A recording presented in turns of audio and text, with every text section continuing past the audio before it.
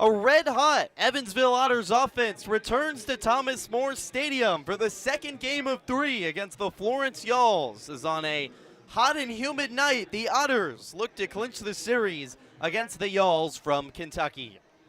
Good evening, everyone. Hope you're having a fantastic Saturday night. I'm Griffin Epstein here on the Evansville Otters Digital Network. As your Evansville Otters getting ready to take on the Florence Yalls in Saturday night baseball, sunny, and one of the hottest days so far this summer here in northern Kentucky. Evansville coming off an impressive victory last night. The Otters winning 9-3 on the back of 14 hits. It was the Otters' most hits in a game in the month of June, and the Otters now back-to-back double-digit hit days for just the third time all season. The Otters' offense playing some of its best baseball of late. And Evansville got a good pitching performance last night as well. John Vargas earned the win for his 4th win of the year. And how about the Otters bullpen? Continues to shine. Leone De La Cruz, Kevin Davis, and John Beamer combined to allow just 1 hit over 4 innings for the Otters bullpen, which has a 2.33 ERA. Otters had great defense as well last night. Brian Rosario made a leaping catch in left field, and Jake Green hit his first professional career home run. Nothing but smiles in the clubhouse after the game for Evansville. A really impressive performance in their first game against their Frontier League West foes of Florence. So, a strong performance last night for the Otters. They'll look to continue that this evening in the second game of the series. Another big crowd on hand here in Florence. It's Margaritaville night. The Otters just had their own on Thursday. Dropped that game to Sussex County. So Evansville is hoping to not go to 0-2 on Margaritaville night. They'll send Justin Watland the ready on the mound. The second-year Otter, he is 4-2 with a 5.40 ERA, which is the lowest ERA of any Otters starter. While Justin Jones is making his first professional career start today for the Yalls. He doesn't have a win or loss on his tab and a 4.61 ERA. So that's the pitching matchup for tonight. Watland against Jones. We'll introduce you to the Otters starting lineup. Starting with the Edward Jones leadoff hitter of the game. Noah Myers, the center fielder, starts things off for Andy McCauley's squad. Kona Quiggle bats second and plays first base. Dakota Phillips bats third and catches. Jeffrey Baez in the cleanup spot and playing right field. Jomar Reyes bats fifth and plays third base. Aaron Beck back in the starting lineup. He's batting sixth and DHing. George Khalil makes his 3rd straight start in the 7-hole. He'll play shortstop.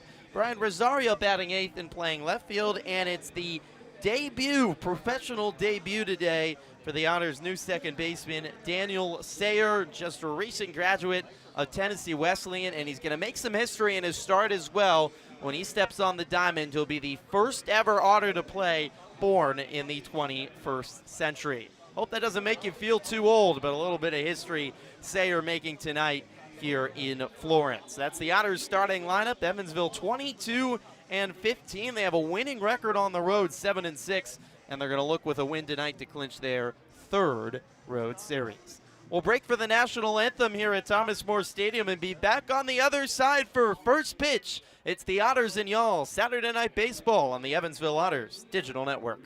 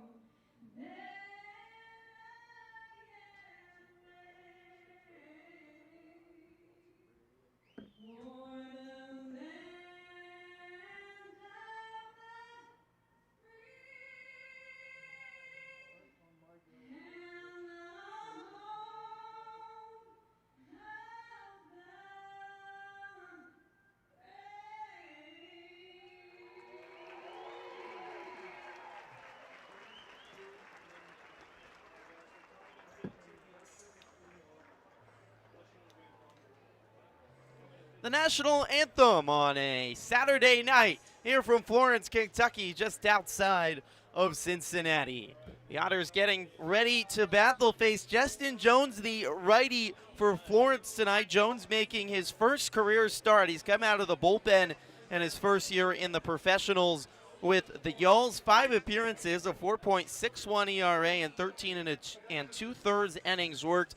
Has 16 strikeouts, so he can get some guys out. Does have 9 walks and also given up 3 home runs. The ERA is a little bit inflated. He hasn't allowed more than 2 runs in any outing except for one when he gave up 4 runs to Empire State. So he's been pretty solid, and he's been a starter in his past. Jones started at St. Leo University, Division II school in Florida, just this past spring, where he graduated, made 10 starts with the Division II Lions, and at a 3.96 ERA. So converting into a starter here on this Saturday night. First professional career start against the Evansville Otters.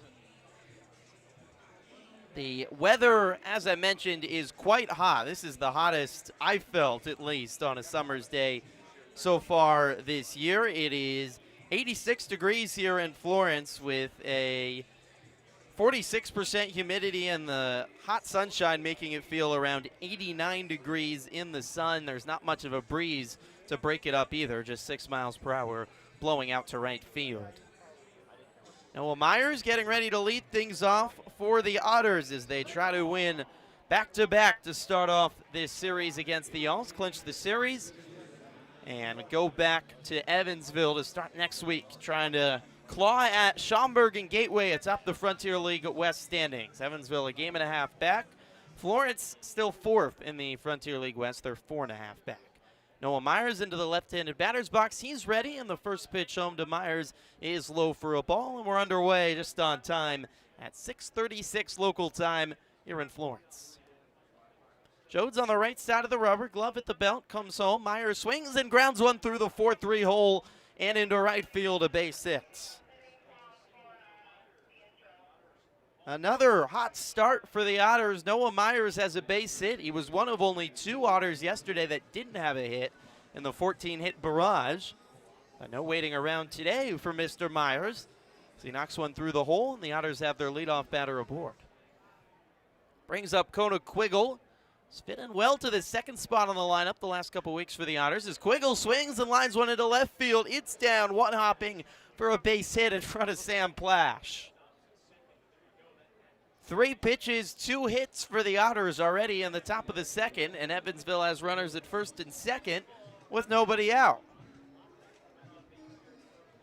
14 hits put up yesterday by the Otters. That was tied for the second most in any Otter game this year, and the most since May, when Evansville put up 14 hits on the road at New Jersey.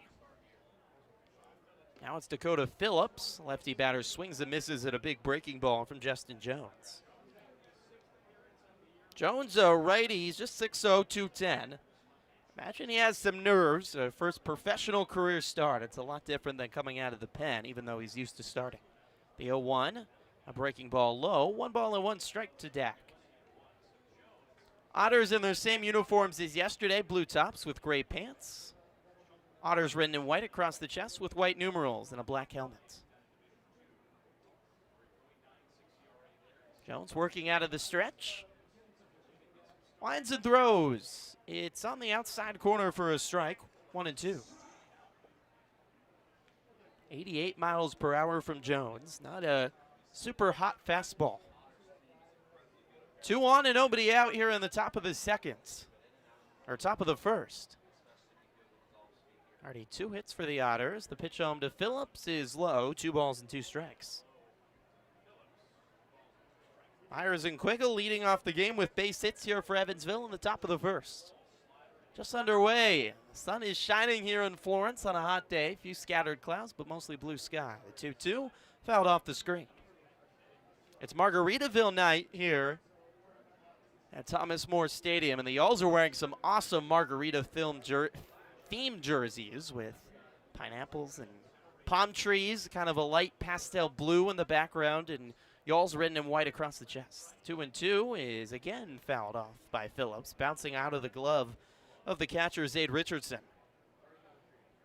White numerals on the back for the Yalls, red belts, the baby blue cap with a red brim and the red Y on the front, white pants to top off the impressive unis. The 2-2 swing and a miss by Phillips. A breaking ball got Dakota Phillips swinging, and there's the much-needed first out of the inning for the Yalls. Bring out Jeffrey Baez with 2 on and 1 out. Myers at second, Quiggle at first. Back-to-back base hits to start the game for the Otters. Jeffrey Baez, righty digs in. First pitch to Baez is fouled off the screen. Baez had a base hit yesterday, went 1 for 5. Ended up having 3 RBIs. Courtesy of a run scoring on an air and a run scoring on a fielder's choice and an RBI base hit back in the 6th. A 1 count to the cleanup batter. The pitch swung on and popped sky high in the air. Drifting out into the edge of center field. Racing in is Brennan under it to make the catch in shallow center for the second out. Baez got way under it. It's a 62-degree launch angle. That's way under the baseball. So 2 away, and it brings up Jomar Reyes. What a day Jomar had yesterday. 4 hits, which tied his best. He had a 4-hit day earlier at New Jersey. First pitch home to Reyes, taking all the way for a strike. Now 45 hits on the year for Jomar in 34 games. And he's extended his hit streak to 15. The 0-1 home, swing and a miss. Reyes swinging out of his shoes and hopping up and down. Knowing he missed that one, it was a fastball right down the heart of the plate. 0-2. 2 on, 2 out, and Jones and the Yalls are a strike away from escaping the inning. Here's the 0-2. It's fouled off the screen. Reed Hoover's behind home plate today. Clark Morgan at third and Drew Ashcraft at first base.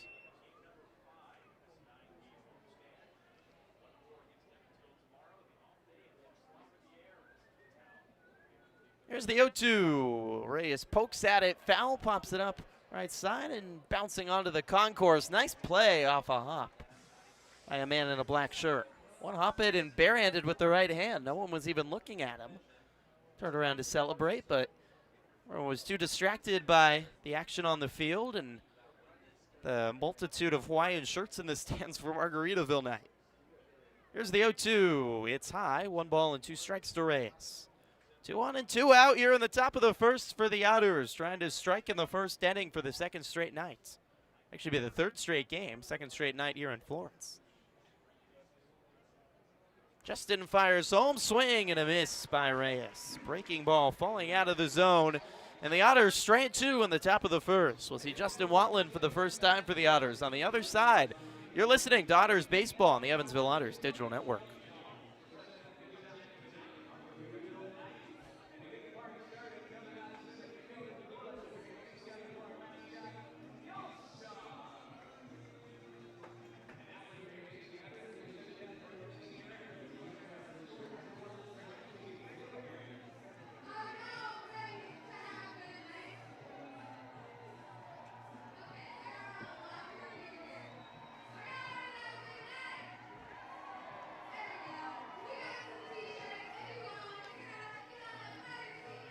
Back at Thomas More Stadium here in Florence. No score as we go to the bottom of the first inning.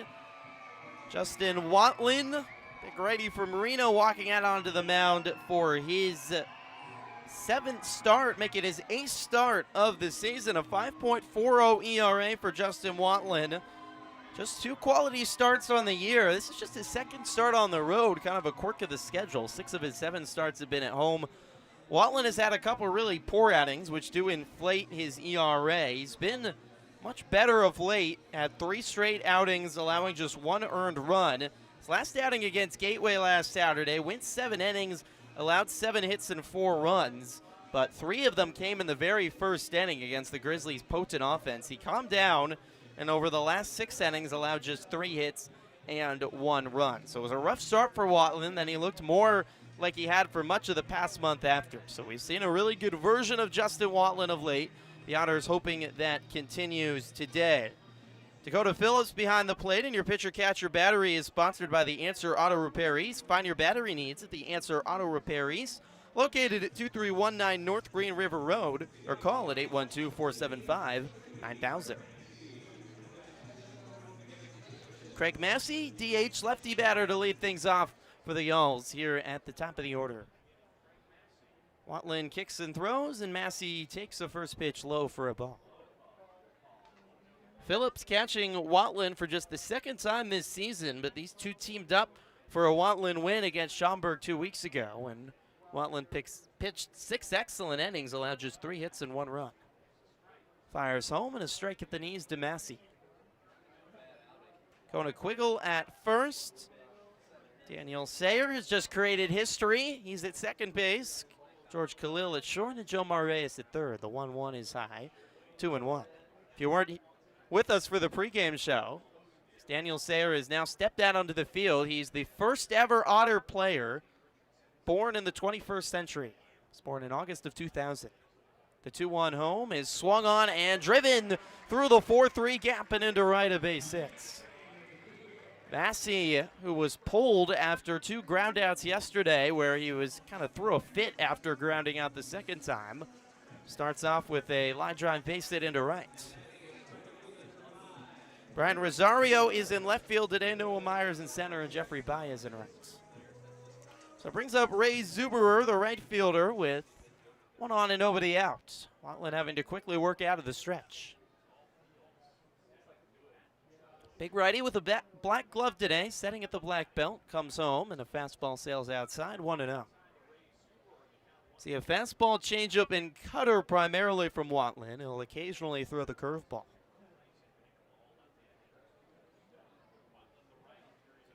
Setting up just to the right of the middle of the rubber. Kicks and throws, and a changeup on the inside corner, a pretty pitch for a strike, 1-1.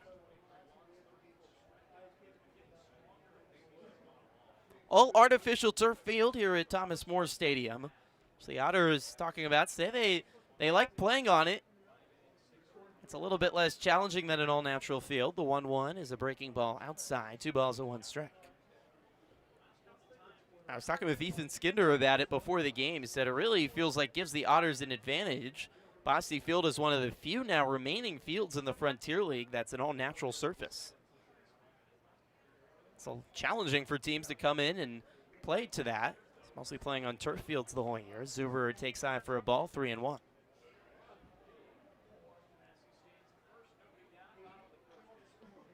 Bosse could have a routine ground ball, suddenly take a bad hop on the grass or the dirt.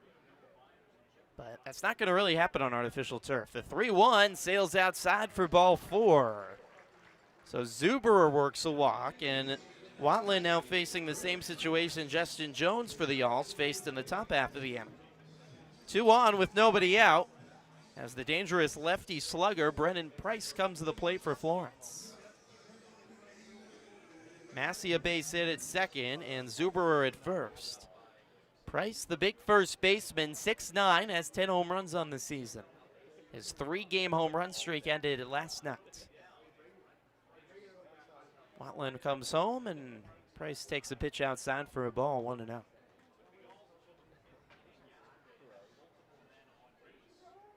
Another good crowd, say probably a little bit smaller than last night. A few less kids, but other strong attendance here at Thomas More Stadium. A good atmosphere. The 1-0 is sliced foul, well out of play, 1-1.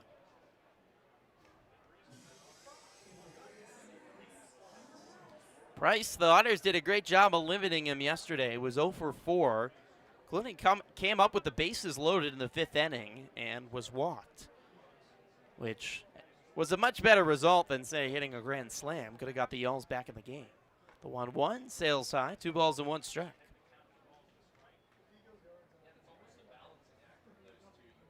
Command has been a little bit of an issue for Watland this year. He has 2 starts where he's had 5 walks. Our first walk here in the first inning, and now he's fallen behind Price. The 2-1 sails outside again. 3 balls and 1 strike. Hot day to pitch, and Watland, with the sun beating down on him, wipes off some sweat from his forehead. Looks into Dakota Phillips for the sign with the right arm dangling. That's just above the belt. Pinks back at second at the runner. Massey kicks and fires, and Price lines it foul left side. And bouncing off the top of the new clubhouse that's being constructed down the left field line. Payoff pitch to Price. This is a big one here for Watland to set the tone early. No score here in the bottom of the first. The Alls have 2 on with nobody out. Watland kicks and throws, runners go, and Price fouls it away again. Good battle between these two. 6 pitches deep now into this battle between Justin Watland and Brennan Price.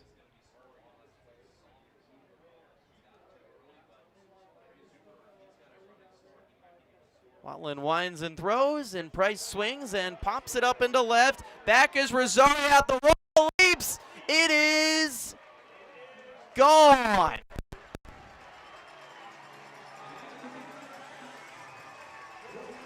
Brennan Price, his 11th home run of the season. Brian Rosario gave it everything he could in left field, and I think everyone in the stadium was waiting to see if he caught it or not. But it sailed just over his glove, and Brennan Price, a 3-run blast to give the Yolls a 3-0 lead here in the bottom of the first.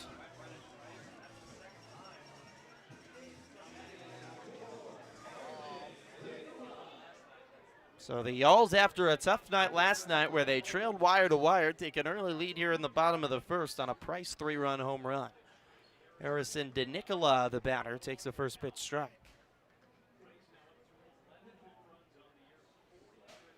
Price now has 4 home runs on the week. The 0-1 is high 1-1. Balls just carry out to left field here. There's not much wind. It's hot. It's pretty normal dimensions around the diamond. 325 down the line, 395 to center, 1-1. That'd be slightly smaller than a average ballpark. That would be 400 to center as DeNicola takes that side 2-1, but it was the same thing with Jake Green's home run yesterday. It looked like it would be a pop-up deep to left, and the ball just kept carrying and left the ballpark. 2-1, DeNicola swings and grounds one to second. There is Sayer to make his first put out in his honor, throws the first one away. So that's the first out for Watland after 3 come across on the Brennan Price home run. Watland home runs have been an issue this year. He's allowed more homers than any other Otter. Now, 8 home runs given up. He gave up 2 home runs in the first inning against Gateway in his last outing.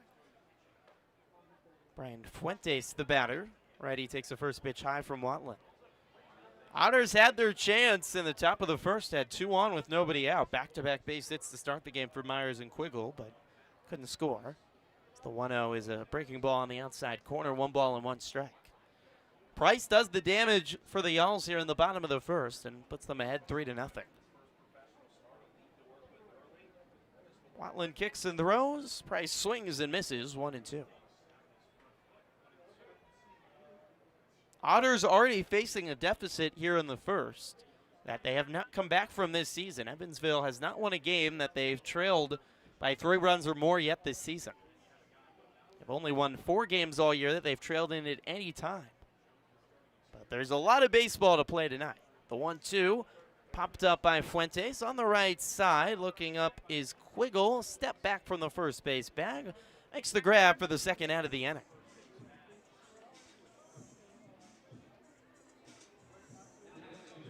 So after the home run by Price, 2 outs for Watland.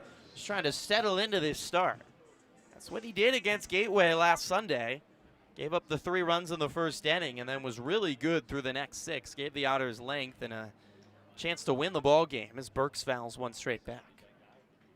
Otters would end up losing 4-3. That was last Saturday night against Gateway. Watland only allowed 1 run over the next 6 innings after giving up 3 in the first. If he can replicate that here tonight, Evansville would certainly take that. The 0-1 is a changeup at the knees for a strike. 0-2 to Jeremiah Burks.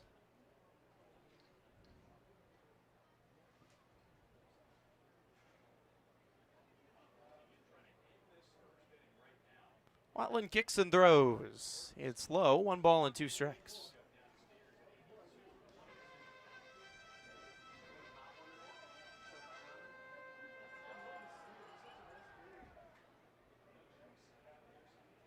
The 1-2 home. Check swing by Burks. He went around. Pitch might have been in the strike zone anyways. It was in the strike zone. Went around and it was in the strike zone. That's the first strikeout for Watland, and it ends the inning. Brennan Price, a 3-run home run. He puts Florence in front, 3-0 after 1 on the Otters Digital Network.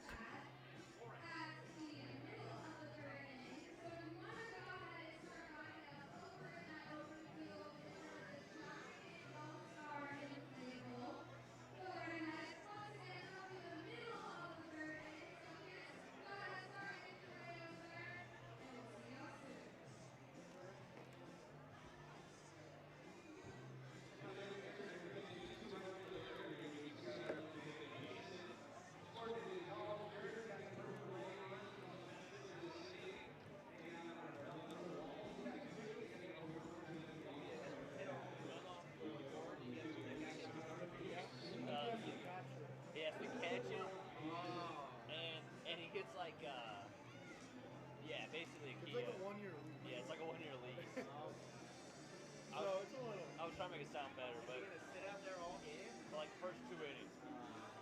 And I thought it was just when we were at bat, not when y'all were at bat. I think it might be.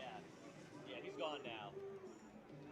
Yeah, he was supposed to, I think he gets 2 innings, but it's only when we're at bat, not you. Has it ever happened? No. There's balls like hit right there all the time, but not when anybody's there. There has been one where if he was there, like in the 8th inning, it would have gotten it, but never when he's there. Summer ball team I was with, they guy struck out the side of the halfback for a free semester of tuition. No way. Crazy. Oh my gosh, that's awesome. It's the first time it happened in 50 years. That's awesome. And a good call. Top of the 2nd inning from Thomas More Stadium, a 3-0 lead for the Florence Yolls over the Evansville Otters. Aaron Beck leads things off, pops up the first pitch down the left field line, and it bounces foul into foul territory, and one hops into the seats. A 3-run home run by by Brennan Price in the bottom of the 1st inning, giving the Yolls a 3-0 lead. Beck, the lefty, takes a pitch low, 1 ball and 1 strike.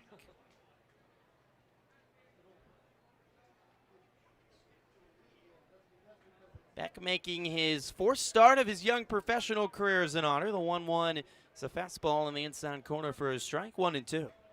At the day off yesterday, DHing today. He's fitting well at first for the Otters in a few starts this year. Though he's traditionally a left fielder. The 1-2 is low, 2 balls and 2 strikes. Played left field for the most part at Indiana State. Few games at first over the course of his 4 years with the Sycamores.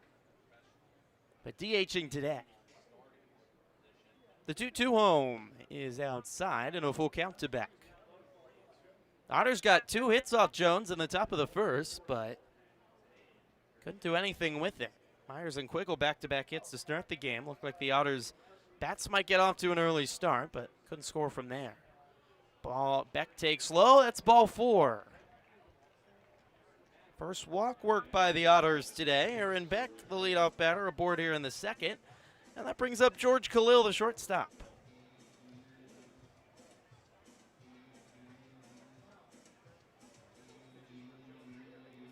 Khalil, what an excellent last week he's had at the plate. Included a 2-hit day yesterday and a run. Khalil takes the first pitch low from Jones.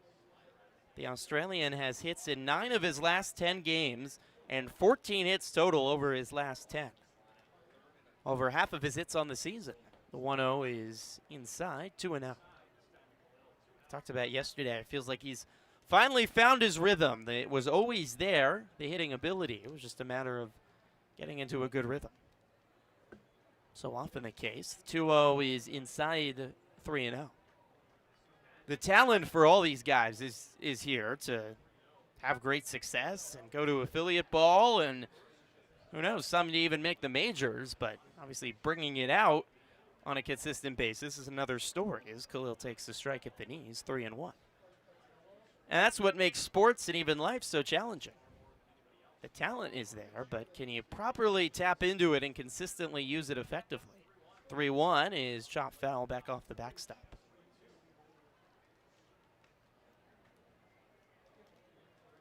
And for most batters, it's just natural. It comes in spurts. You get hot, you get cold.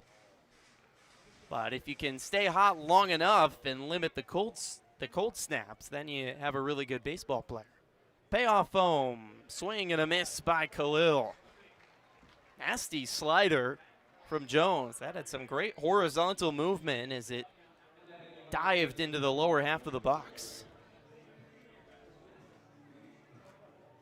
Kind of vertical and horizontal movement. It looked like it dipped a little down, and it was in on the hands of Khalil and came back to the strike zone. 9 inches of horizontal break and 48 inches of vertical break. So 1 out. Brian Rosario, the lefty batter, switch hitter batting lefty, takes the first pitch low. Back at first with 1 out here in the top of the seconds. The 1-0 to Rosie is on the outside corner for his strike, 1-1. Already 3 strikeouts here for Justin Jones in his first professional career start. After 5 appearances out of the bullpen to start his Y'all's career. The 1-1 is chopped in front of home plate. It's foul. Bounced off home plate. 1-2.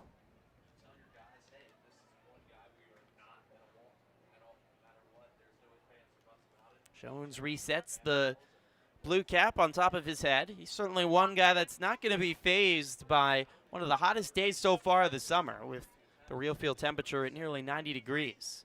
Fort Myers, Florida native who played his college ball in Florida, as Rosario fouls another one back. St. Louis University, the Lions, just outside of Tampa. He's played a lot of baseball already this year with a complete college season. Now here in pro ball for the summer. The 1-2, swing and a miss by Rosario. Back to the breaking ball again. And the Otters have already struck out 4 times today. 2 away here in the top of the second. And it'll be the first at bat here for Daniel Sayer. Second baseman making his professional debut here. Time is called, and Sayer, oh, come on. Sayer's going to get a pitch clock violation. That's just not fair. It's his first professional career at bat. You can't give him a pitch clock violation. So he starts with a first pitch strike, and now taking all the way, takes another strike at the knees. It's a tough way to be welcome to the pros. Soaking it in, enjoying the moment, and Reed Hoover's like, too long in the box. Quickly 0-2 to Sayer. Pitch home. It hits Sayer. It hit him on the elbow. So he's going to reach base for the first time in his pro career. The ball then hit Zade Richardson, the catcher, behind the plate as well. He's down on his hands and knees in some pain. As Sayer jogs down to first, so the Otters have 2 on with 2 out. And the Y'all's athletic trainer, Tanner Harned, out to check on Richardson. Ball got 2 bodies. It clipped Sayer's elbow and then hit Richardson somewhere on the leg, trying to stretch himself out.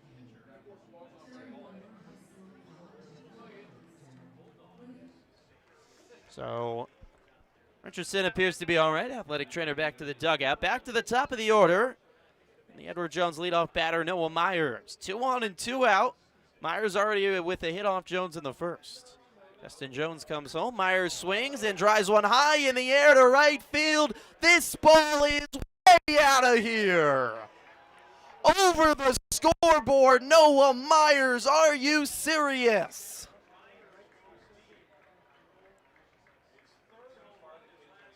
.425 feet over the scoreboard and right. A fan had a chance to catch the ball and get a free Kia, but it went another 50 feet over his head.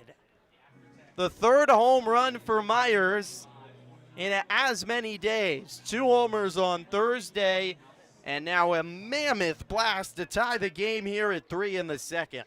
My, oh my. Kona Quiggle takes the first pitch strike. Myers decimated a baseball on Thursday at Bosse. The 0-1 is a pitch low, 1-1.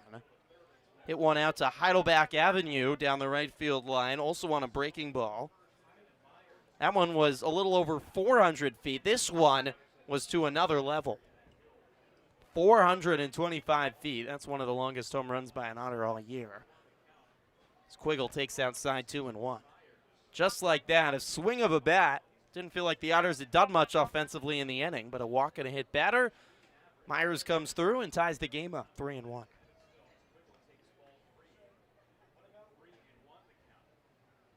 It's the 7th home run of the season for Noah Myers. What a power stretch he's had. The 3-1, swing and a miss, and a full count.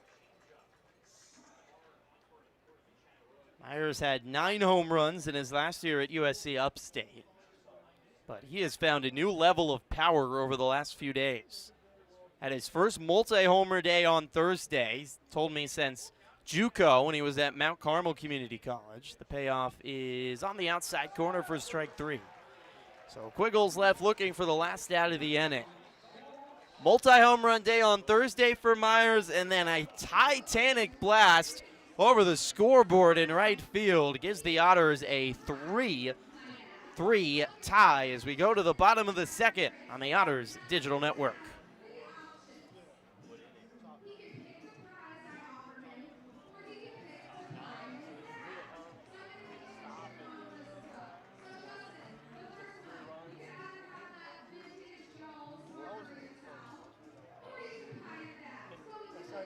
Little out there. Not even close. Has he really? Oh, your coach? Yeah. So he's going to again here, huh? The second time he got thrown out, he's been thrown out before that. And he called the league office and said, something about his son coming to get thrown. So he starts arguing with the home plate third before the game starts. Before he was. Do you know what the upstairs is? The main guy was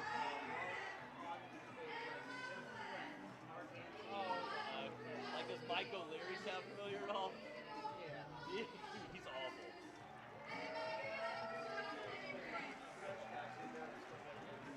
I think he just got tossed. Well, I was trying to figure, but if he got tossed, he would have gone one of the. Yeah. Yeah, 'cause you can't get out of the dugout down there. I mean, he was. But I don't know how he didn't get tossed. Yeah, that's what. Like, he was screaming. I just assumed. We had 2 of these 3 guys this week. Yeah, he's well. Is that him? Yeah, that's him. Yeah, he's gone. So we're getting tossed out of every game.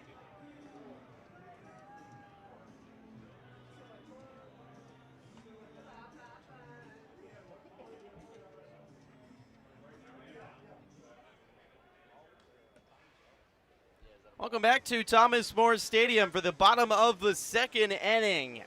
A Noah Myers 3-run titanic blast has tied the game at 3 apiece. 2 3-run home runs, first by Brennan Price in the bottom of the first for the Yalls, and Noah Myers answering with a 425-foot 3-run home run in the top of the second to tie the game. Kona Quiggle was called out for strike 3 on a pitch that missed outside in the top of the second inning. Andy McCauley was not happy about it and came over to argue with home plate umpire Reed Hoover, and after a lengthy discussion, Hoover very quietly tossed him out of the game. I don't think any of the fans saw or realized. It was well after all the players had taken the diamond. But Reed Hoover had enough, and McCauley just walking down the first base line and out the fence in right field, and now to make a quarter-mile walk back uphill to the Otters clubhouse. First pitch swung on by Richardson. Popped up into right. Jeffrey Baez over to make the catch. One away. So McCauley thrown out for the 4th time this season. Arguing balls and strikes with Reed Hoover. The clubhouse is way up at the top of the parking lot here. It's not connected to the stadium, so it's a lengthy walk for McCauley and the rest of the Otters when they go up there. Sam Plash stands in with 1 out and nobody on here in the bottom of the 2nd. So Max Peterson takes over the rest of the game as acting manager, the Otters pitching coach. 1-0 to Plash. Swing and a miss, 1-1.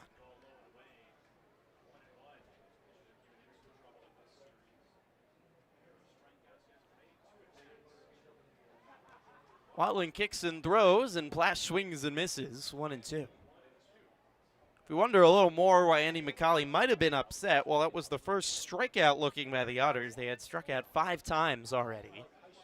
The large strike zone, the 1-2 swing and a miss by Plash. He looks silly, tasting a breaking ball down by the plate. Two outs.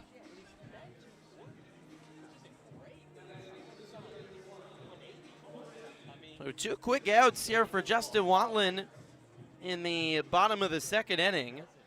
Got the run support with Noah Myers, a 3-run home run to tie the game. That is to inject some confidence into Watland. And he's now retired 5 batters in a row as Cole Brannon, the number 9 batter for the Alls, takes a strike.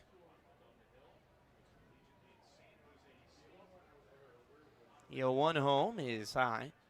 1 ball and 1 strike.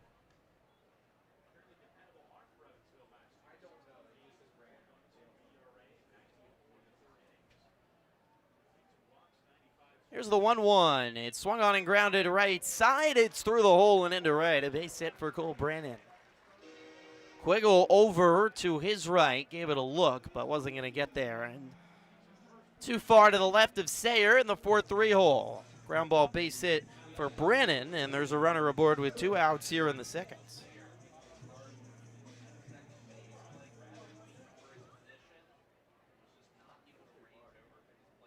Back to the top of the order, and Craig Massey, who had a base hit back in the 1st, came around to score on the 3-run home run by Price. Massey takes the first pitch strike at the knees. 2 3-run home runs have us tied at 3 here in the bottom of the 2nd. We look to be in for another great seesaw battle tonight. The Otters, 2 straight high-octane, entertaining, kind of wild affairs, and a loss to Sussex County and last night's win over Florence. Massey chops 1 foul, 0-2. Already 6 runs scored.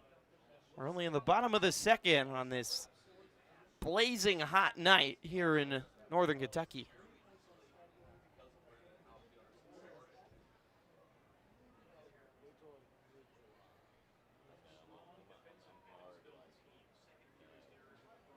Watland at the belt. Small kick and a throw. Massey swings and pops one up left side, out of play.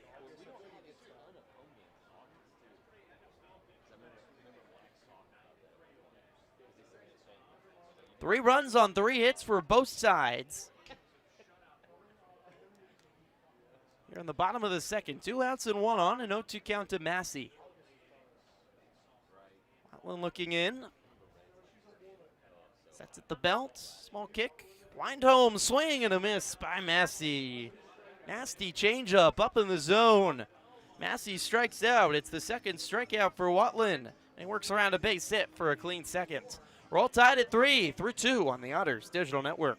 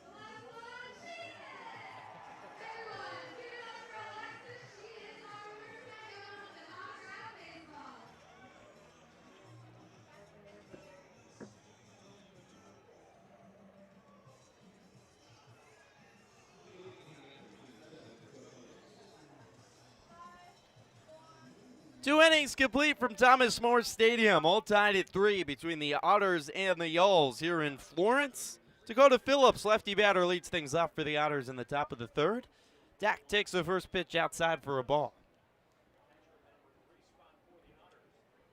Andy McCauley thrown out, arguing balls and strikes after the top of the second inning.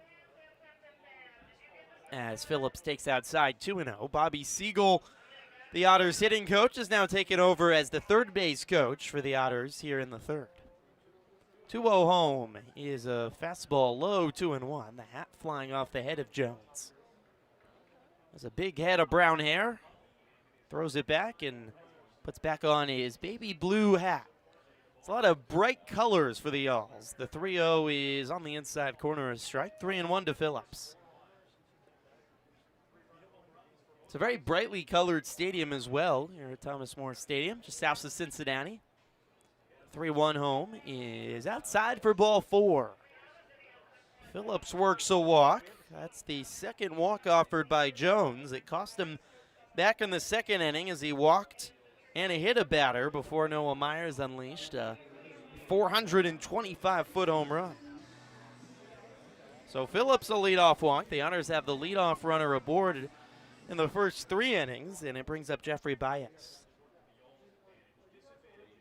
Jones comes home. Baez checks his swing on a pitch outside. Check down to first. Did he go? No, says first base umpire Drew Ashcraft.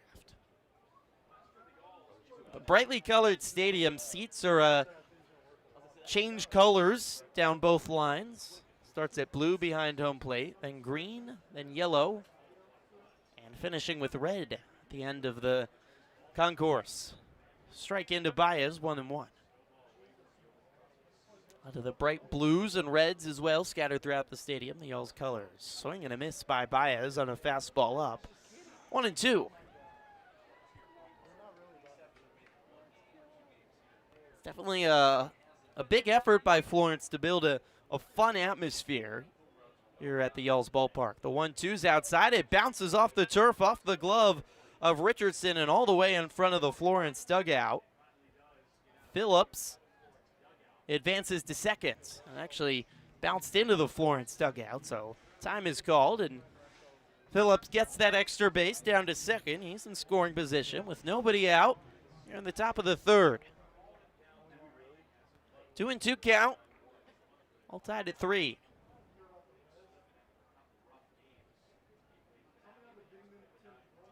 Kick and a throw. Baez swings and pops one up high in the air to right. A few steps in is Zuberer under it and makes the grab. And there's one away.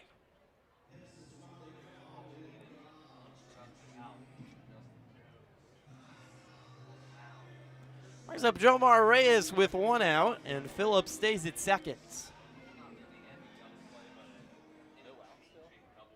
Justin Jones, making his first career start, has allowed 3 hits and the 3-run home run by Myers. Jomar Reyes takes the first pitch outside for a ball. Mentioned Jones pitched at St. Leo University. Last summer, he was with the Savannah Bananas in the Coastal Plain League. So here's the 1-0 home. Reyes takes the strike at the knees, 1-1. Now, you may know the Bananas on social media for many of their viral videos as they play Banana Ball, which is kind of the Harlem Globetrotters of baseball, a variety of amusing antics and different rules. Reyes swings and lines one to right. Right at Zuberer, reaches up the glove and makes the catch. 2 away, and Phillips stays at second. 2 down, Phillips at second here in the top of the third. We're tied at 3 as Aaron Beck comes to the plate.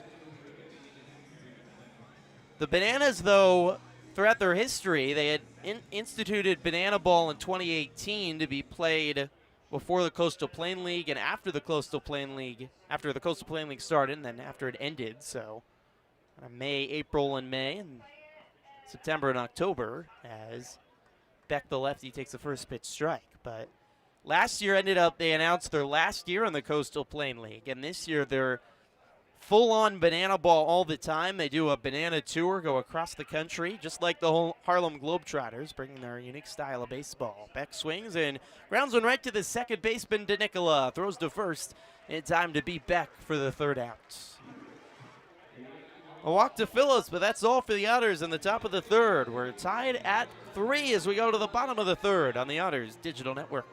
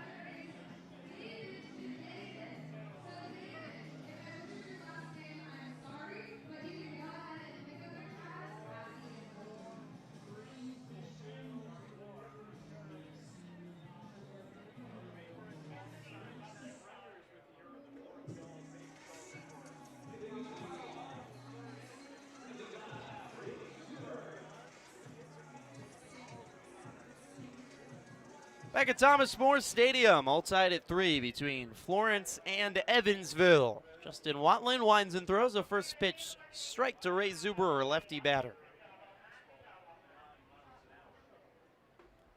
3-run blast by Noah Myers in the second tied the game. Answered the 3-run home run by Brandon Price in the bottom of the first.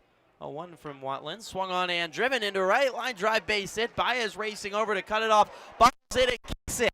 It rolls all the way to the wall. Zuberer's going to not stop at second, headed to third. The throw is cut off, and Zuberer into third. We'll see if it's ruled a triple or not, as Baez kicked the ball out in right field. Baez tried to race over and cut it off to avoid it being a double, but he ended up making matters worse as he kicked the ball accidentally with his foot, and it ended up rolling all the way into the corner. Go down as a double for Zuberer, and then advancing to third on the air. Brennan Price, the first baseman, stands in and takes the first pitch high from Justin Watland. Here's the 1-0. Price grounds it foul right side.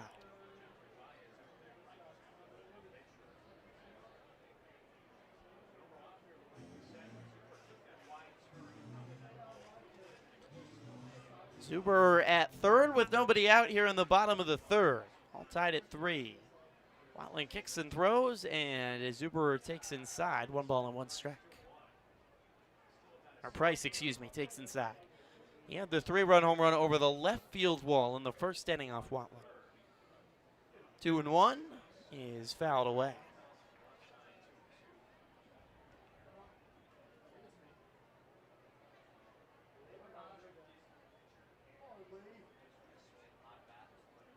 Shadows creeping across the left side of the infield. They've just reached the foul line. Pitch home, look out, it hits Price. Turned away, and it hit him on the back. It's not easy to avoid Price on pitches inside. He's 6'9" at 320 pounds. Anything close on the inner third risks hitting the big boy, and Price just takes one on the back. It's like a flea flying into your back. It probably barely feels it. So runners on the corners with nobody out, and another lefty, Harrison DeNicola, to the plate. DeNicola takes the first pitch high. More trouble here for Justin Watland in the third. Worked a good second inning after giving up the 3-run home run in the first. The 1-0 home is swung on and lined up the middle, through for a base hit. Zuber scores, and the Yells retake the lead. It's 4-3 here in the bottom of the third inning.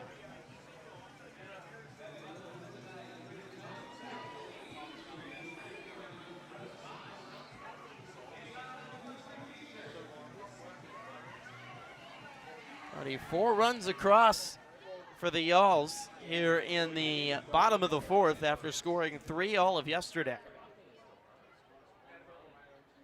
Price goes to second, so runners at first and second with nobody out. And Brian Fuentes, the batter, lays down a bunt. It's a great chopper down the line. Watson picks it up, and there's no play.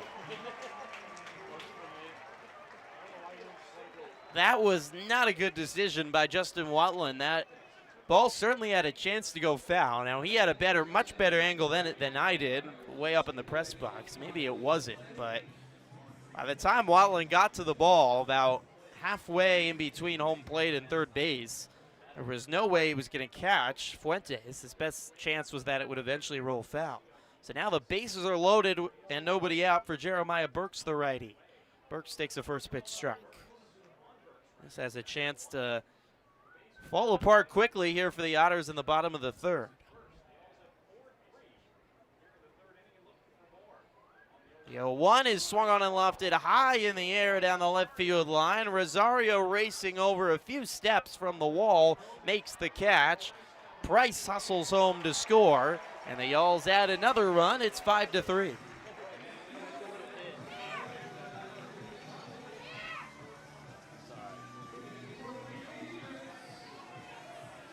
More free t-shirts being thrown out from above my head here in the Florence press box. They're running out of t-shirts. So many Yalls runs here to start the game. Everyone's looking back up at me. And where's my t-shirt? Plenty of Yalls runs, though. 2 more across here in the third. The Otters do finally have an out after 4 straight reach. And Zade Richardson comes to the plate with 2 on and 1 out. 3 in the first, 2 in the second. Watland comes home and a strike to Richardson.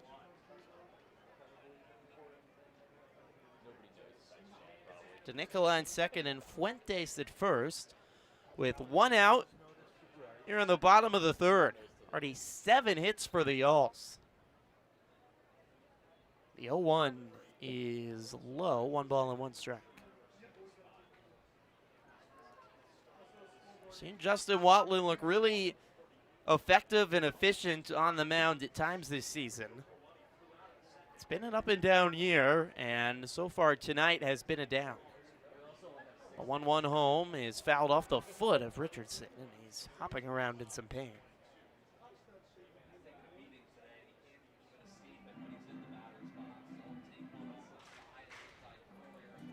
Five runs on 7 hits for the Yalls. In the bottom of the third, the Otters scored 5 in the first 3 yesterday, and Florence has returned the favor here in this Saturday evening affair. Otters, though, have 3. They're only down 2. Could we be in for another shootout tonight?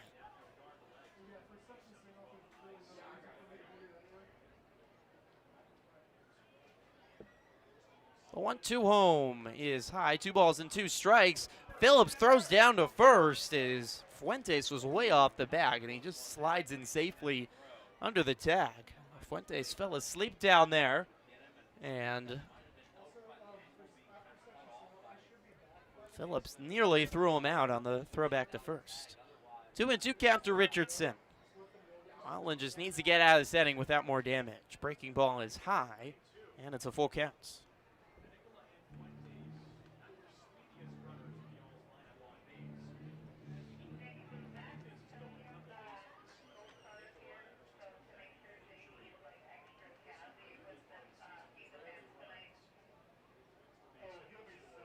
Payoff home is high for ball 4.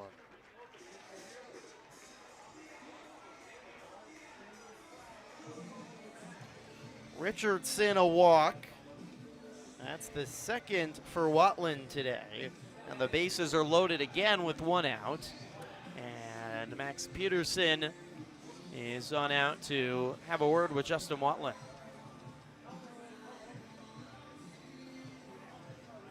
Sam Plash coming to the plate with 1 out.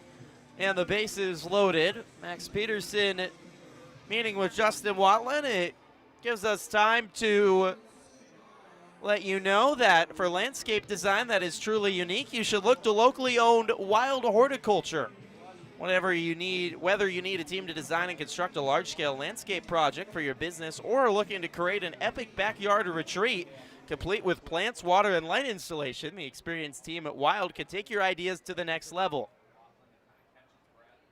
For more, find them on Instagram and at wildspaces.com. So Sam Plash steps in with the meeting done. Bases loaded with 1 out. Watland kicks and throws, and Plash takes a strike on the outer third. There is action in the Otters bullpen. Here's the 0-1 home. Plash swings and lines one into center. Myers coming in and 1 hops in front of the center fielder. Myers bobbles it as he tries to throw home. And everyone advances station to station a base. DeNicola comes home to score. Fuentes goes to third, Richardson to second, and Plash aboard with his first hit of the series. Now Myers charged in, but it 1-hopped in front of him. All the runners had to hold to see if Myers would catch it. So give Myers a chance if he's able to collect and fire into the infield quickly to maybe get it out, but he bobbled it as he tried to throw in. And the third run of the inning comes across. It's 6-3 Florence. As Cole Brandon, the batter, takes the first pitch high. Watland comes home, and Brandon swings and pops one up left side. Jomar Reyes over in foul territory under the baseball and makes the catch for the second out.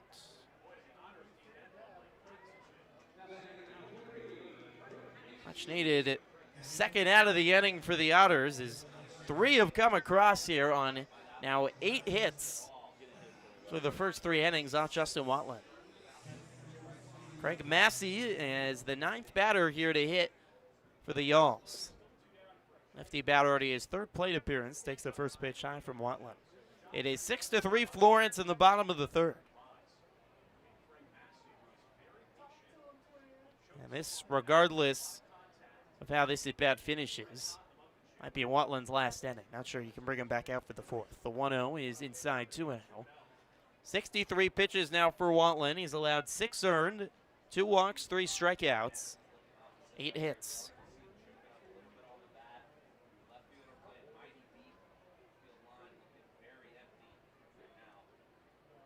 The 2-0 home, swing and a miss, 2-1.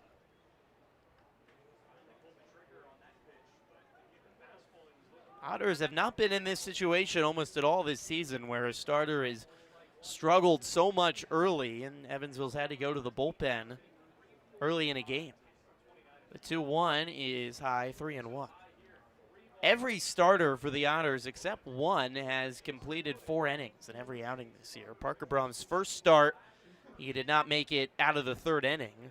John Vargas would end up eating up 5 innings in that appearance out of the bullpen. The 3-1 is driven down the right field line. If it stays fair, it will. It's gone.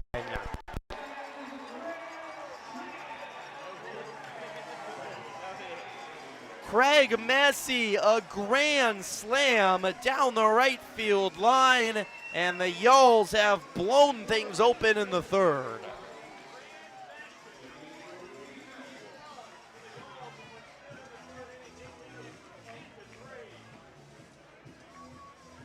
It is 10-3 Florence, and that's going to do it for Justin Watland. Wow. Well, the Otters haven't given up double-digit runs in a game all season. That ends here in just 3 innings in Florence. 7 runs are on the board for the Yalls in the bottom of the 3rd. Grand slam by Craig Massey. 7 runs across for Florence. They lead 10-3. We'll be right back on the Otters Digital Network.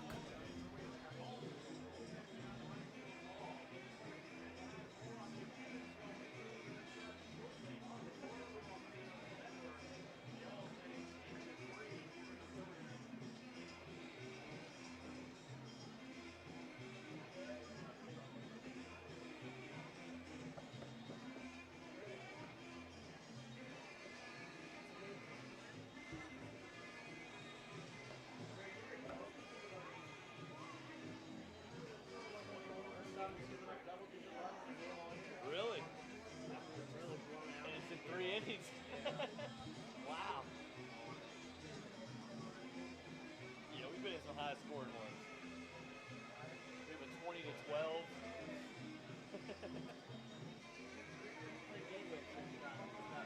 God, yeah.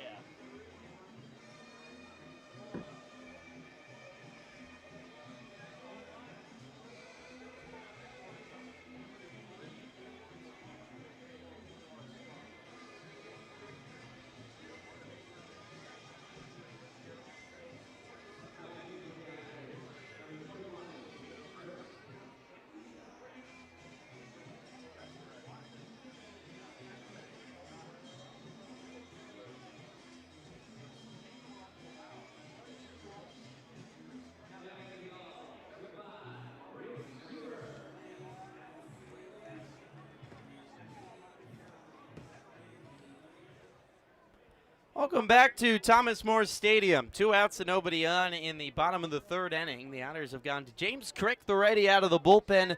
They trail 10 to 3. 7 runs have come across in the bottom of the third for the Yalls, all off Justin Watlin. A grand slam by Craig Massey chasing him out of the ballgame. Ray Zuberer is the new batter to face James Crick. Crick kicks and throws, and Zuberer grounds one foul, 0-2. Crick a 3.63 ERA in 17 and a third. 16 strikeouts, has 13 walks. The command's been a little bit of an issue of late for Crick. He's given up a run in his last 3 outings, so trying to find his best stuff. At the start of the season, Crick was lights out. Gave up just 1 run through June 10th. Since then, has given up a run in every outing. 0-2 home is fouled away, 1-2. Pitching change is brought to you by the Answer Auto Repair East. Find your battery needs at the Answer Auto Repair East, located at 2319 North Green River Road, or call at 812-475-9000, 812-475-9000.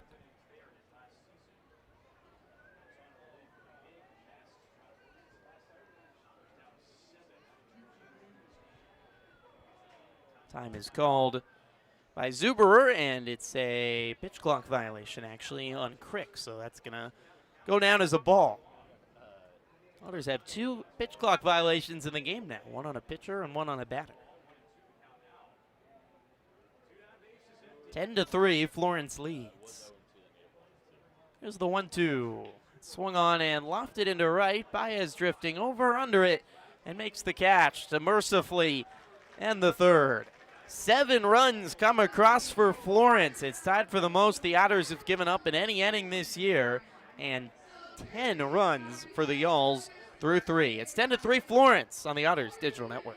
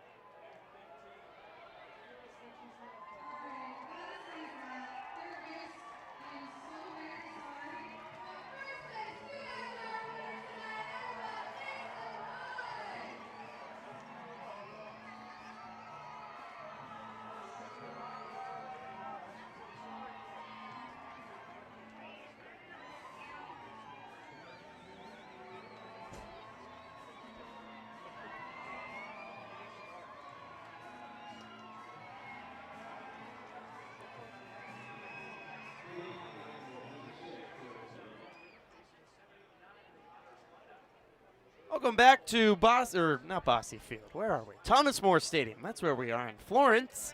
The Otters on the road for this weekend trip against the Yalls. They won last night 9-3. Things are not going so well tonight. Through 3 innings, a 10-3 lead for Florence as George Khalil swings and misses at a pitch from Justin Jones, making his first career start, and he's gotten run support and then some. Khalil take a first pitch strike, so he's behind 0-2 and calls time. When he set himself behind the count, the Otters have plenty of innings to work with against a Florence pitching staff that has imploded at times this season. Khalil takes low 1-2. You can't get 7 runs on 1 swing, so the Otters will have to be patient and try to chip their way back. It's a big deficit to face, though.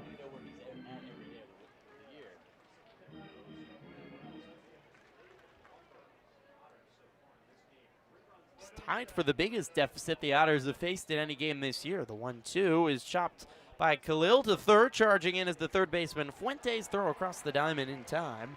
1 away. Brings up Brian Rosario with 1 out here in the top of the 4th. Otters have 3 hits and 3 runs. A Noah Myers 425-foot homer in the second tied the game at 3. Yells at a 3-run home run in the first before the wheels fell off in the bottom of the 3rd inning with 7 runs coming across. Rosario tries to lay down a bunt but fouls it off the end of the bat. It still didn't look like a disastrous inning for the Otters. Obviously, you don't want to give up another 3-run inning, and they trailed 6-3 with 2 outs, but Justin Watland was an out away from getting out of the inning. But Craig Massey hit a grand slam down the right field line that just cleared the wall. And all of a sudden, a 3-run inning becomes a 7-run inning. And the Yalls have 10 runs on the board.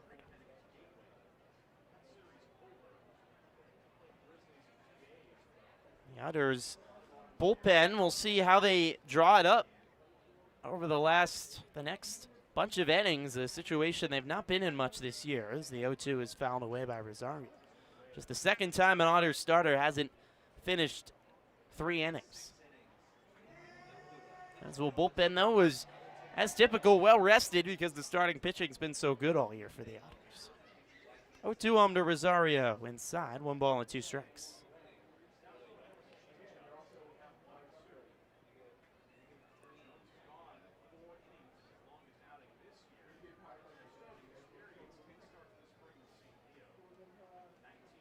One-two home is on the outside corner for a strike. And Rosario left looking. What a pitch there. That had some nasty hook on it outside of the zone at the last moment. Cut back in to the outside corner to freeze Rosario.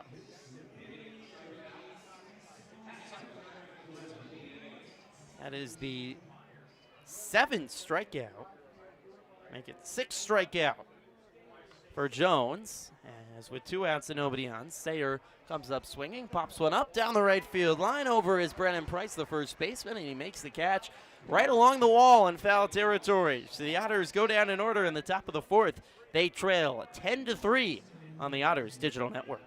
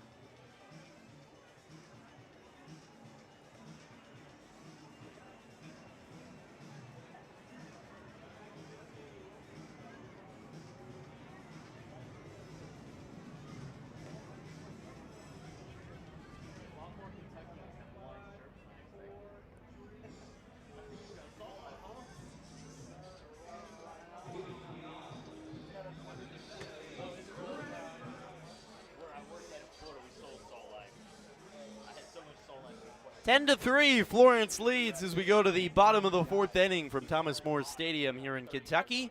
James Crick out for his first full inning of work ever after getting the last out of the bottom of the third in relief for Justin Watland. Crick comes home, a pitch sails outside of Brennan Price. Price had a 3-run home run in the first to start the scoring for the Yalls before they played at 7 in the bottom of the third.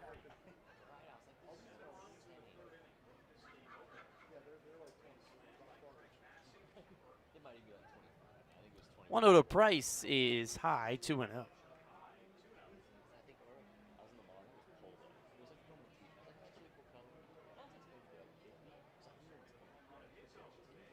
Crick, as he often does, working out of the stretch even though there's nobody on. Beige glove sets at the chest, winds and throws. Beautiful breaking ball on the outside third for a strike, 2-1.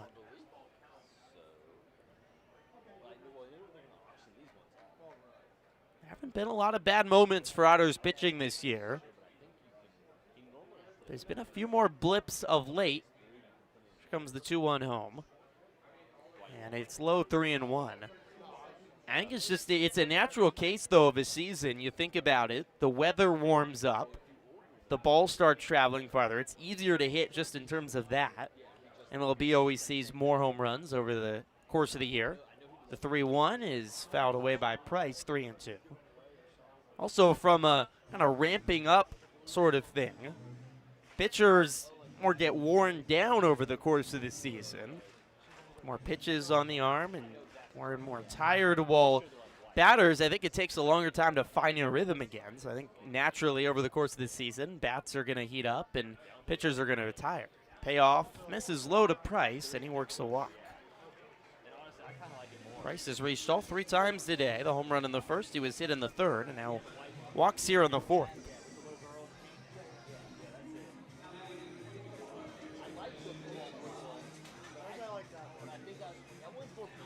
Brings up Harrison DeNicola, the second baseman, with 1 on and nobody out here in the bottom of the fourth.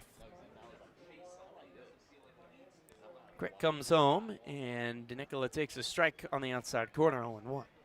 Now with the pitching, I'm not saying that suddenly the Otters pitching staff is going to start giving up 6-7 runs a game. This is an excellent staff with a ton of great starters and a bullpen that's been lights out the whole year. But one is popped up left side in foul territory. Jomar Reyes over, sliding and making a basket grab. Nice play by Jomar Reyes. Right in front of the seats on the brown turf down the left field line. Reyes sliding and making a nice basket catch at the chest for the first down. Good effort by Reyes in a 7-run ball game. So DeNicola pops out, and it brings up Brian Fuentes with 1 on and 1 out here in the bottom of the fourth. Florence leading 10-3. First pitch home. Fuentes swings and drives one up the middle. It's a base hit. 2 hopping in front of Myers in center. It's the 9th hit of the day for the Yalls. And there's 2 on with 1 out.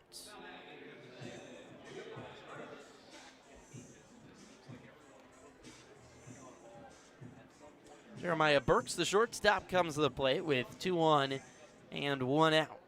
Crick trying to get out of some trouble here in the fourth and keep the lead at 7.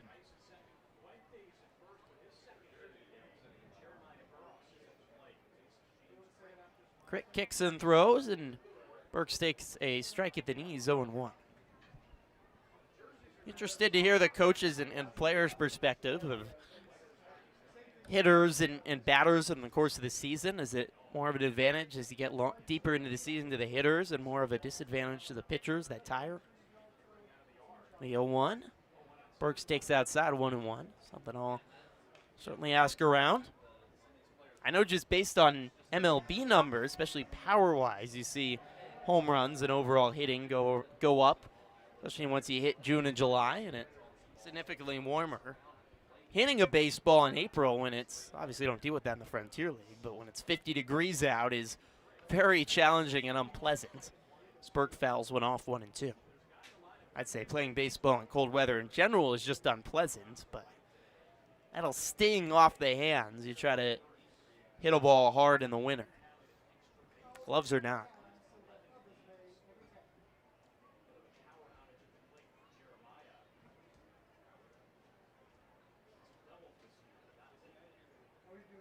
Cricks with high blue stockings comes home, and a pitch is in the dirt, 2-2.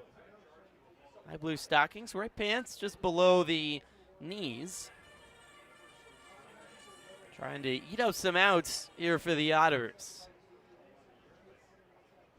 Evansville used 3 pitchers out of the bullpen yesterday, but Kevin Davis and John Beamer worked pretty quick 8th and 9th innings, so they should be fresh at least by tomorrow. The 2-2 is fouled away by Burks.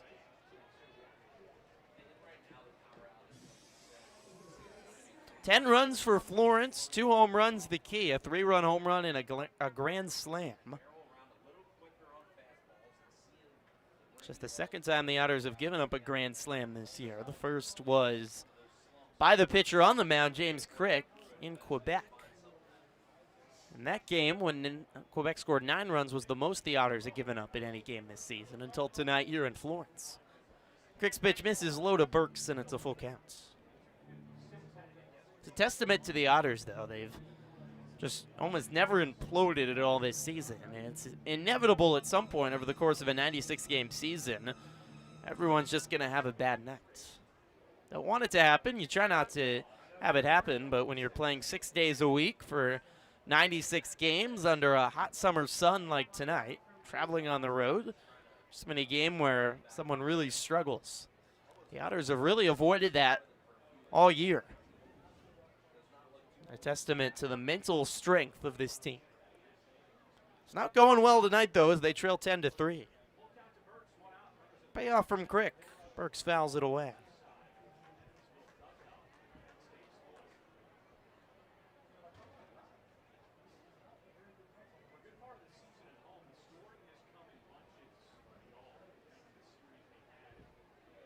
Shadows creeping across the infield. The mound's still in the sun, but the rest of the left side of the infield under shadows from the top of the roofs behind the seats here at Thomas More Stadium. Payoff home to Burks. Swing and a miss. Nice pitch by James Crick, falling out of the zone. There's 2 away. 2-1 and 2 out brings up Zade Richardson, the catcher.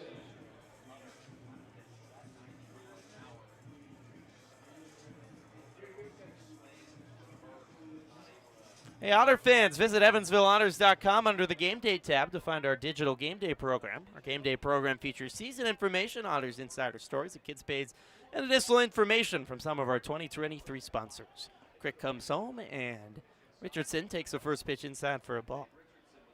Great digital Game Day program put together by the great communications director of the Otters, Matthew Will. Encourage you to check it out in your spare time. 2-1 and 2 out. 10-3 lead for the Yalls. Crick comes home, and the pitch is low to Richardson. 2-0. There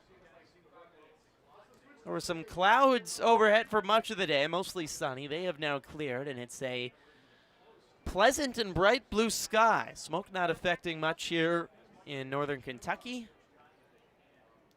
And it feels like a summer night for sure as Richardson fouls one back 2-1. Sunny, almost to 90 degrees, deep into the summer. Everyone's worked up a sweat now. You're deep enough into the summer. You're a little bit tan. Aloe vera is a good purchase on your next trip to the supermarket.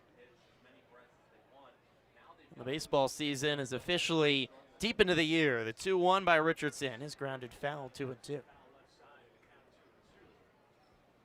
If you haven't been keeping track at home, we're at game number 38 of 96 today here in the Otters season.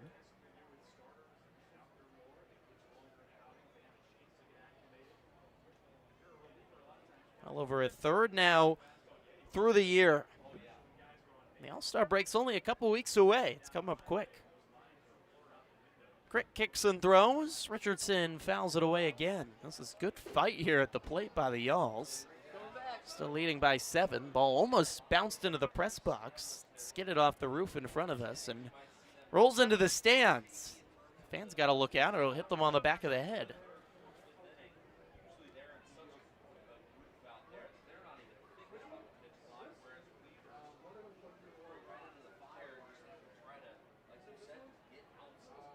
Crick comes home again. Swing and a miss by Richardson. Nice job by Crick. Back-to-back strikeouts to end the inning. Gets out of the 2-on and 2-out jam and keeps the lead at 7. Florence leads 10-3 through 4 on the Otters Digital Network.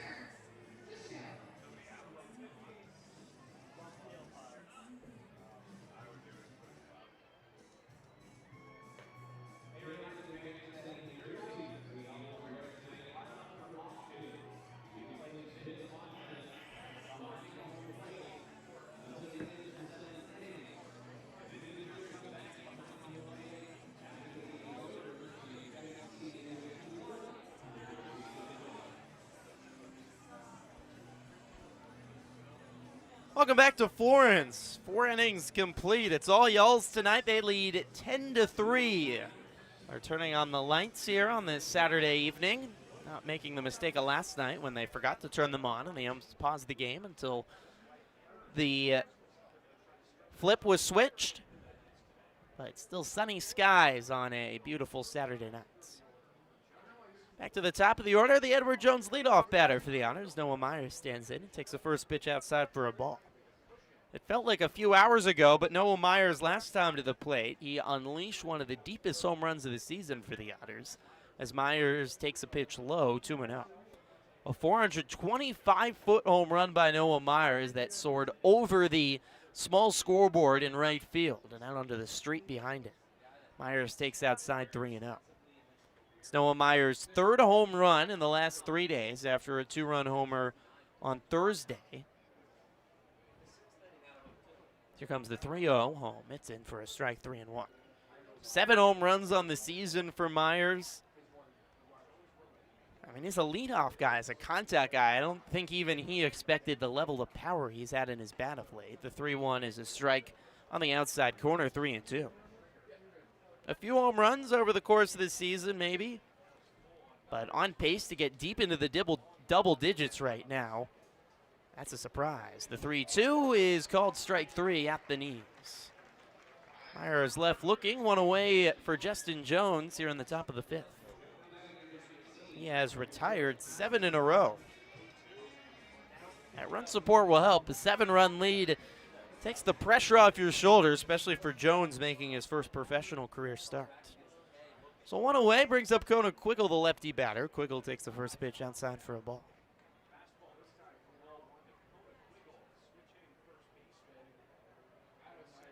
Quiggle 1 for 2 today, based it back in the first. Here's the 1-0. Quiggle swings and pops one up into left. Back is Plash at the warning track, reaching up the glove, and the ball bounces off the wall. Quiggle hustling into second with another double. It's his third this weekend. Plash couldn't get there, ran into the wall, and the ball bounced off a Cincinnati Children's Museum sign on the fence in left field. Narrowly missed a home. Quiggle kind of came around a little gimpy and making sure he's all right. Appears to be at second base. So a double by Quiggle, and the Otters have their first hit since the second inning. Brings up Dakota Phillips with 1 out and nobody on. Phillips swinging away, fouls one off.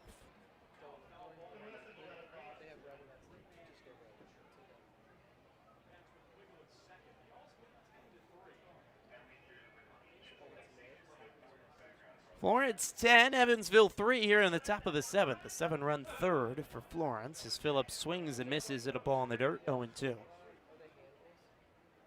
Otters took game 1, 9-3 last night. Florence has one up them here tonight, leading 10-3.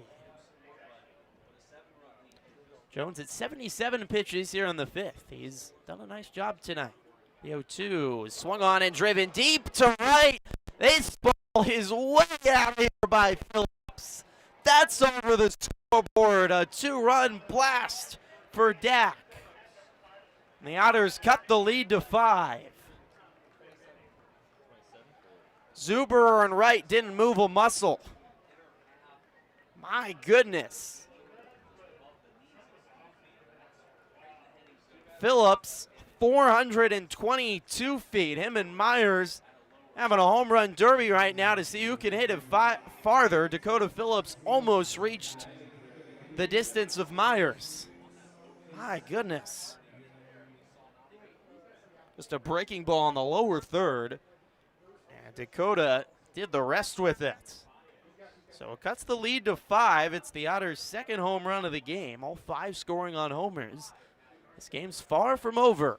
Jeffrey Baez, the batter, grounds one down the third baseline, foul, 1-1.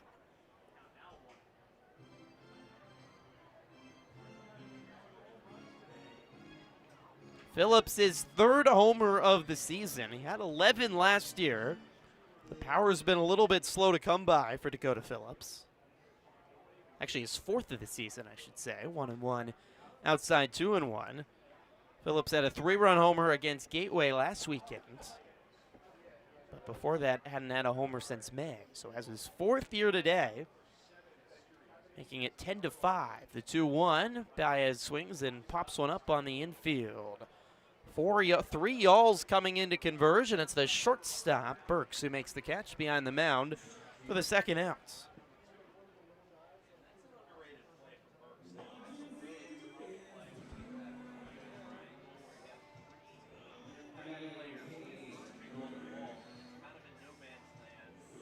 So 2 away brings up Jomar Reyes, the 3rd baseman, with 2 outs and nobody on here in the top of the 5th. 2 have come across, but still a 10-5 lead for Florence as Reyes takes low 1-0.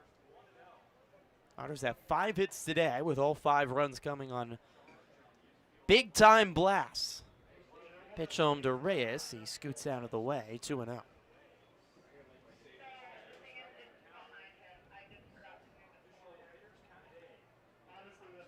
Another offensive explosion in an Otters game. The 2-0 is low, and it's 3-0. This is just rare to see a bunch of Evansville games where both sides are hitting.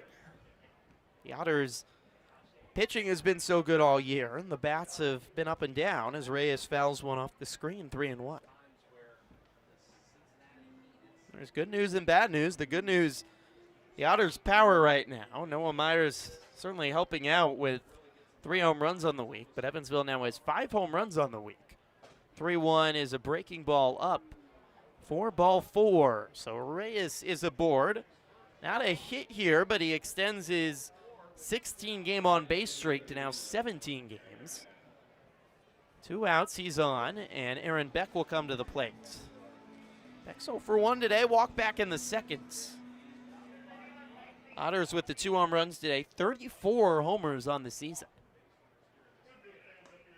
As Beck takes outside 1-0. Otters just below a homer a game now, 34 homers in 38 games. A little behind their place of last year when they hit 100, which broke a franchise record, though it was in the bottom half of the league. Beck swings, a blooper into center, will fall for a base hit. A bloop base hit for Beck over the head of the shortstop, Burks. Tried to turn around and make an over-the-shoulder catch, but a little too deep for the shortstop. And the inning continues now. And the pitching coach for the Owls, Carl Craigie, out to have a word with Jones.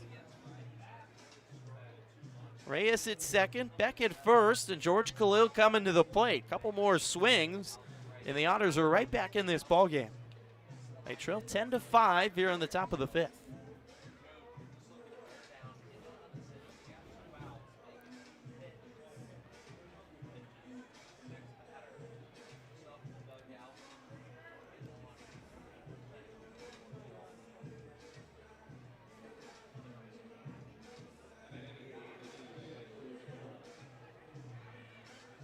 Khalil 0 for 2 today, but as we've detailed over the last week, he's playing his best baseball of the year. Batting average up to 250, and hits in 9 of his last 10, including 2 hits yesterday. He's got 2 on and 2 out, righty-on-righty matchup. Jones comes home, Khalil swinging away and pops it up right side and under the concourse.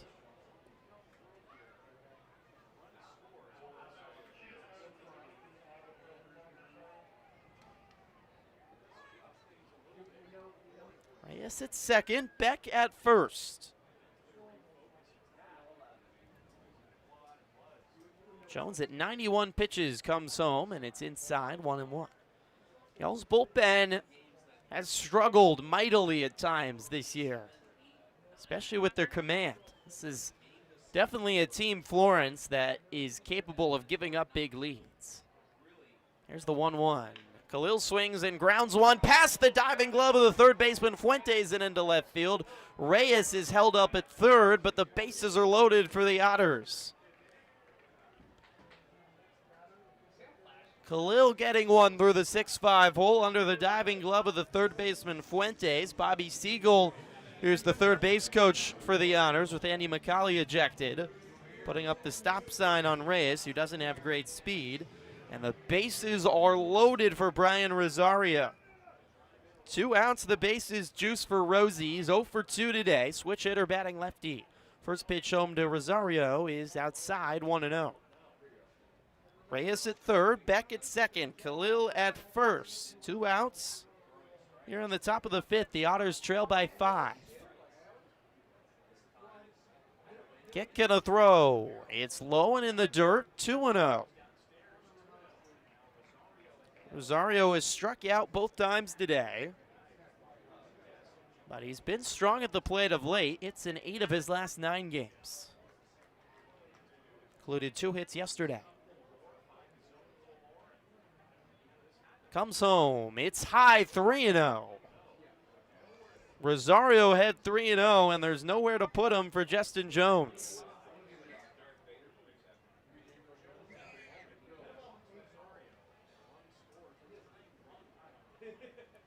Jones at the belt, comes home. Rosario taking all the way. It's right down Main Street for a strike.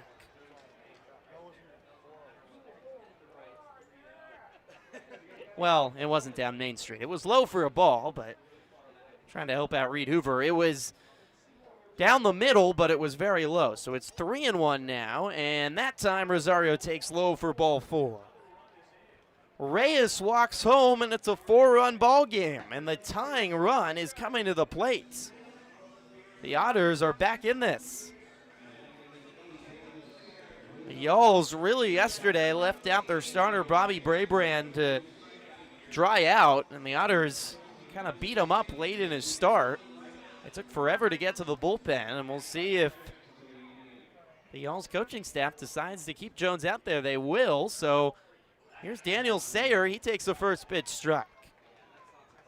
Reyes walking home. It's the 3rd run of the inning. Beck at third, Khalil at second, Rosario at first. Daniel Sayer in his first professional game's 0 for 1. He was hit back in the second. The 0-1 is outside, 1 ball and 1 strike.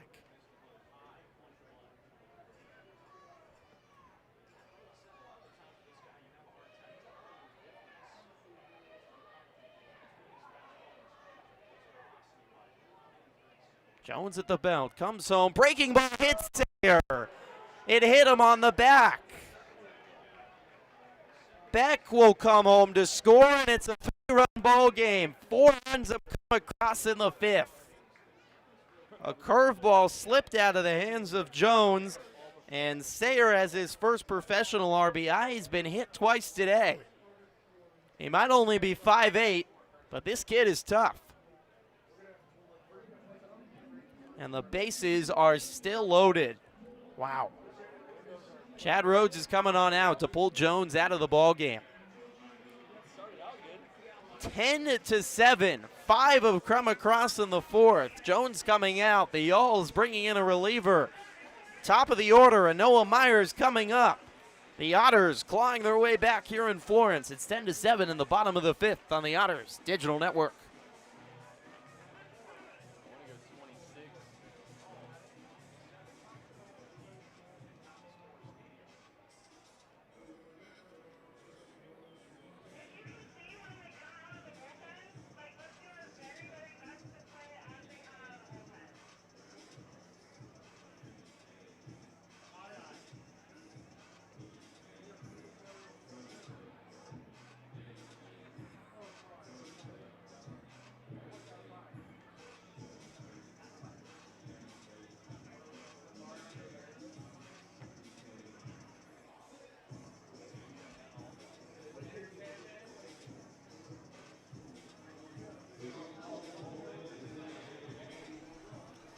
Welcome back to Thomas More Stadium. What a wild ball game so far. We're still in the top of the fifth. 17 runs have come across. It's 10-7 Florence lead. The Otters have the bases loaded with 2 outs, and the leadoff batter Noah Myers coming to the plate. The Yells going to the bullpen as the Otters taste the starter Justin Jones. Carter Pori, the righty from Indiana. He's from Fishers, Indiana, north of Indy. One of the better relievers out of the pen for the Yalls. A 2.21 ERA and 20 1/3 innings pitched. 17 strikeouts for Poiri. Does have 13 walks. His commands is going to need to be good in this situation. Gave up 3 hits but no runs over 2 innings pitched in his last outing on Tuesday against Gateway. He'll face the lefty Noah Myers with the bases loaded and 2 outs. Myers is the go-ahead run at the plate. Pori on the right side of the rubber, comes home. Myers swings, lines one right at the glove of the third baseman Fuentes, who makes the catch. Oh my. Myers hits one right off the barrel of the bat, but right at Fuentes, the third baseman, who makes the catch. And on one pitch, the threat is retired. The Otters, though, get 4 runs in the 5th. They're right back in this ball game. It's 10-3 as we go to the bottom of the 5th. On the Otters Digital Network.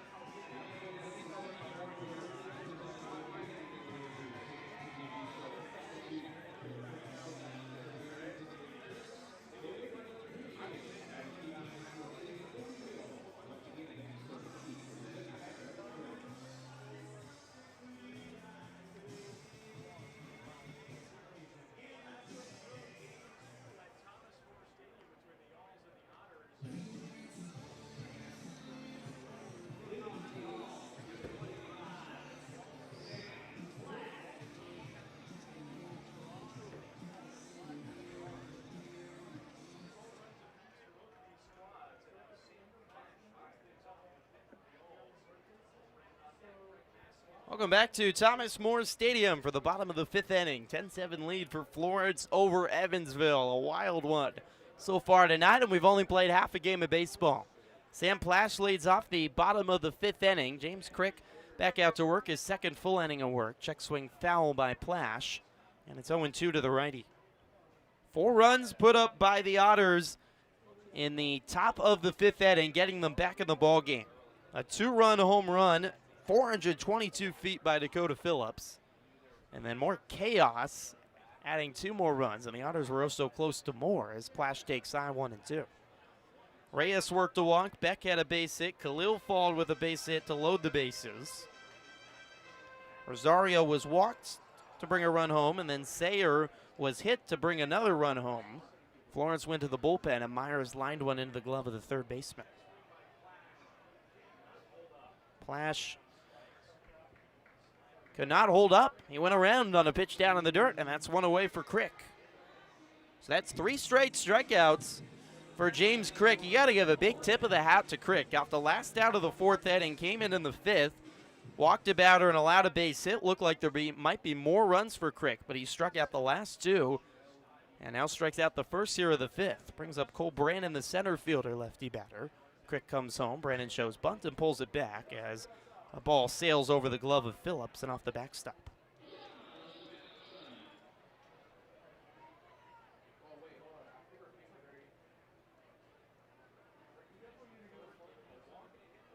Phillips, Crick, as he always does, working out of the stretch even though there's nobody on. Kicks and throws. A breaking ball right at the knees for a strike. 1-1.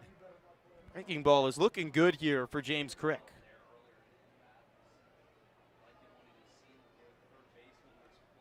Fastball, slider, and a changeup for James Crick. A 1-1 from the righty is swung on and popped high in the air, left side.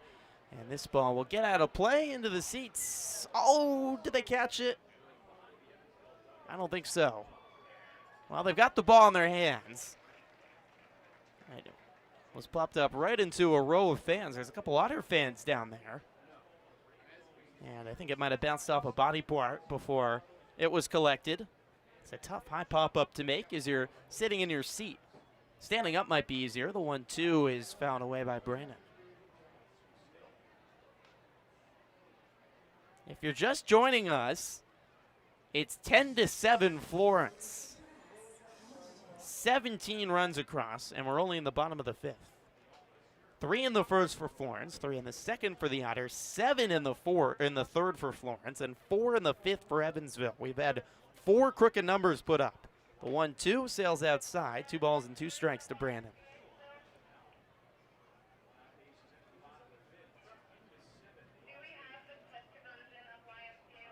The Otters only down 3 after trailing by 7, and they have the much fresher and deeper bullpen. The 2-2 is swung on and popped up, left side in foul territory. Jomar Reyes over and makes the catch right beyond the third base coach for the Yalls. 2 away, and Crick's found a groove. He's retired 4 in a row.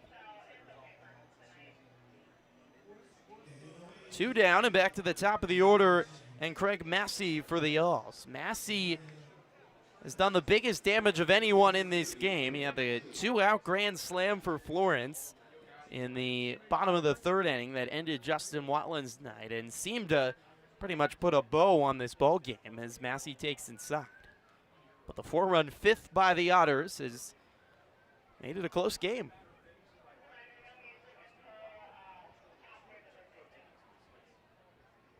8 of 9 Yalls have a base hit today, and they have 9 hits. The Otters have 7 hits. And have hits from 6 of 9 today. Massey takes low, 2-0. Middle game of this 3-game series. The Otters won last night 9-3, a win tonight. And they wrap up the series victory and try to go for a sweep tomorrow. The 2-0's on the outside corner for a strike, 2-1. Otters have won 2 road series at Windy City and at New Jersey. Trying to go to 3-2 in road series. They have a 7-6 record on the road. 2-1 home is low, 3-1. It's been an impressive start for the Otters on the road. Well, their road record held them back last year. Evansville was just 20-25 on the road, though they were excellent at Bosse Field. Obviously, they still made the playoffs. It was a great year for the Otters, but maybe they wanted to win the division. The road record, you want to be at 500, I think is the goal, as Massey fouls one away, 3-2. Otters are on pace for that, but of course still early here. Just the 14th road game of the season for the Otters. It's got 45 total road games to play. Massey calls time before this payoff pitch. 2 outs, nobody on here in the bottom of the fifth. 10-7 lead for the Yalls. My scorebook is quite a mess already. Here's the payoff. Swung on and popped up into foul territory. Reyes racing over, looking up. Khalil calls him off and makes the catch.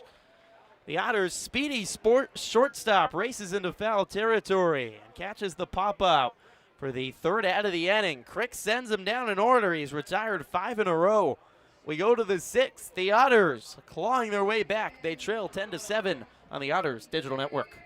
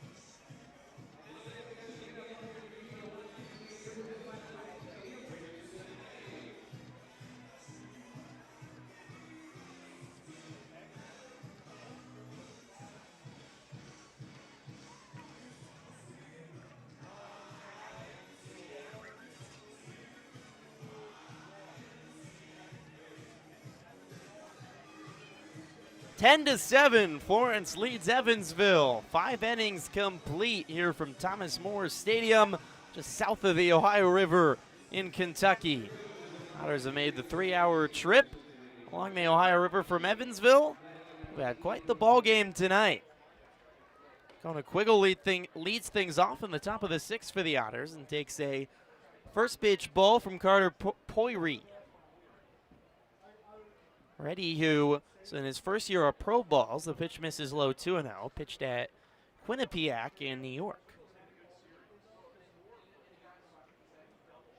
Otters 4 runs in the 5th. Poiri got the last out of the 5th inning as Quiggle fouls one back 2-1. It was one pitch. Myers hit a ball hard, liner, but right at the third baseman Fuentes for the last out of the inning. Both teams have batted around today. The Otters sent 10 batters to the plate in the 5th, and Florence sent 10 batters to the plate in the 3rd. Pitch home is outside 3-1. Quiggle is 2 for 3 today, a base hit in the 1st and a double in the 5th. He has his second straight 2-hit day. 3-1. Outside for ball 4. Quiggle works a walk. He's aboard 3 times today. The Otters leadoff batters. They've had their leadoff batter reach 4 of 6 times today. That walk brought to you by the Deerhead Sidewalk Cafe and Bar as a Deerhead Sidewalk Cafe and Bar. 1 on and nobody out here in the top of the 6th, and it brings up Dakota Phillips. His last time to the plate, a 2-run home run. First pitch home to Phillips, he takes outside. 2 titanic blasts by the Otters today. 425 feet by Noah Myers and 422 feet by Dakota Phillips. Poiri steps off, not a good thrower to first, and Massey had to lunge at the ball to avoid it sailing behind him. Quiggle at first has good speed. The Otters stole 5 bases yesterday. Don't have one yet today. Quiggle's 8 for 10 on stolen bases this year as Phillips takes outside 2-0.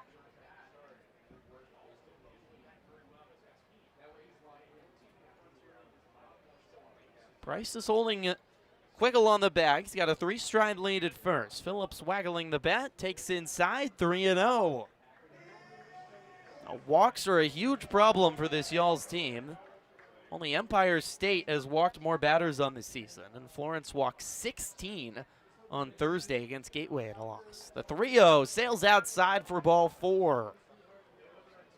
Poiri looked like he slipped a little bit on the mound, and the pitching coach, Carl Craigie, back out to have a word with Poiri. Back-to-back walks, and it was a 4-pitch walk to Phillips. 2 on and nobody out, and Jeffrey Baez comes to the plate as the tying run. 10 runs on 9 hits, no errors for the Y'alls. 7 runs on 7 hits, and 1 error for the Otters.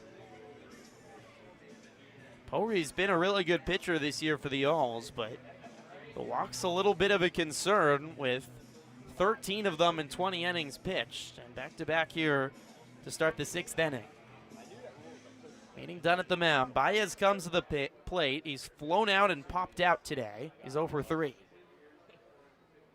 Poiri on the right side. Seimarter delivers home. A first pitch high to Baez. At his 6 balls in a row. The Otters, no reason to swing here until Poiri proves he can throw a strike. The 1-0 is swung on and fouled away. To Baez's credit, it was a strike. Quiggle at second, Phillips at first. Nobody out in the top of the 6th. The Otters trail by just 3. They've trailed by as much as 7 today. The 1-1 outside, 2 balls and 1 strike. Lights are on, starting to come into effect. Light blue sky starting to darken overhead. Plane flies overhead as well, flying into the Cincinnati airport. The 2-1 is low for ball 3. Powry has walked the first two, and now he's fallen behind Jeffrey Baez 3-1. Baez is not afraid to swing, though, ahead in counts with his 9 home runs on the year. The 3-1 is swung on and popped up right side into foul territory. Full count to Baez. Jeffrey trying to break out of a slump. He's 1 for his last 18. Did have a base hit yesterday. Powry, a high set, peeks back at second, comes home inside, ball gets away from the catcher Richardson, but it's ball 4 anyways. 3 straight walks to start the inning for Powry. It's loaded the bases with nobody out for Jomar Reyes. The tying run is aboard, and Baez at third. The go-ahead run is Reyes coming to the plate.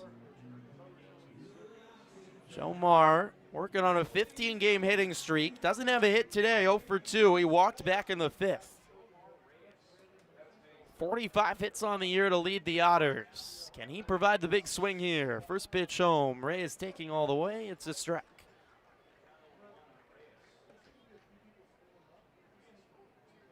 Jomar had 4 hits yesterday. An impressive day at the plate. The 0-1 is high and wide. 1 ball and 1 strike. There is action in the Y'all's pen.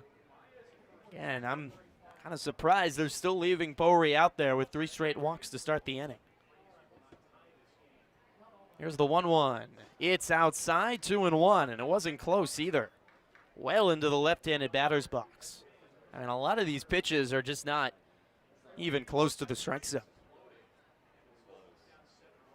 Powry kicks and throws. Reyes swings, chops one up the middle. Coming in as the second baseman, DeNicola steps on second, throws to first in time for the double play.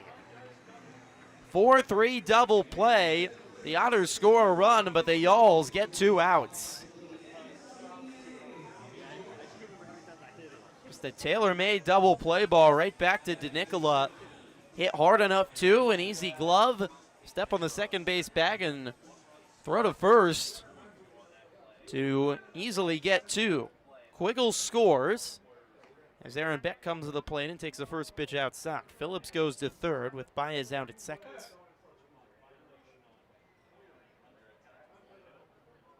1-0 count to Beck with Phillips at third. Pitch home to Beck, swung on and grounded right at the second baseman DeNicola. Gloves it, throws to first in time to beat Beck for the 3rd out.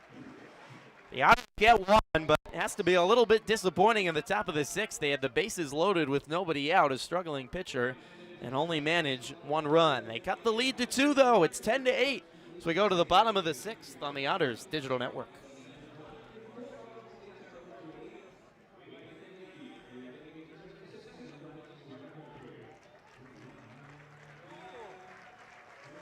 Making a comeback.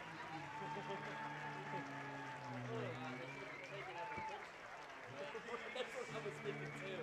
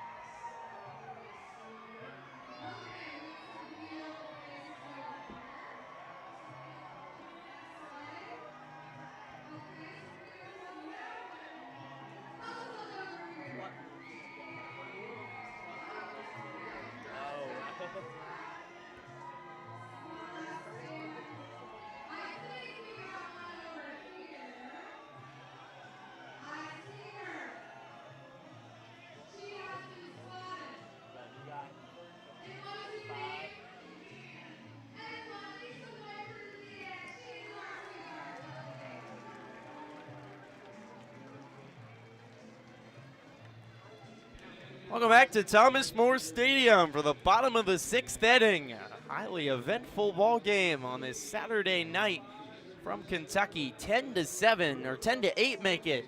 The Y'alls lead. They're running out of t-shirts here in the press box that they throw out to fans when runs are scored.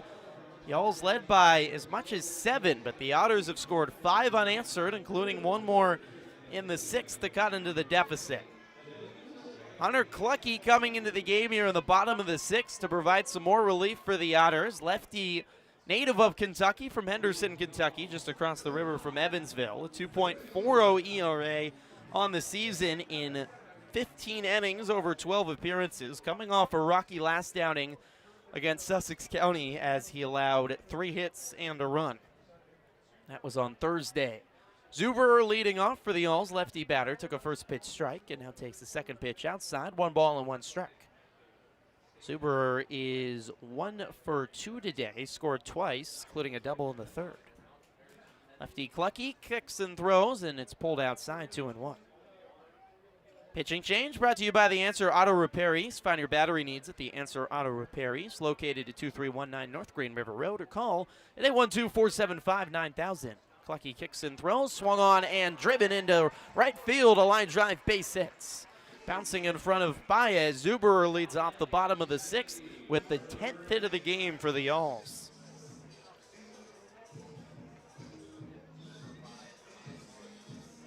Brennan Price comes to the plate with 1 on and nobody out here in the bottom of the 6th.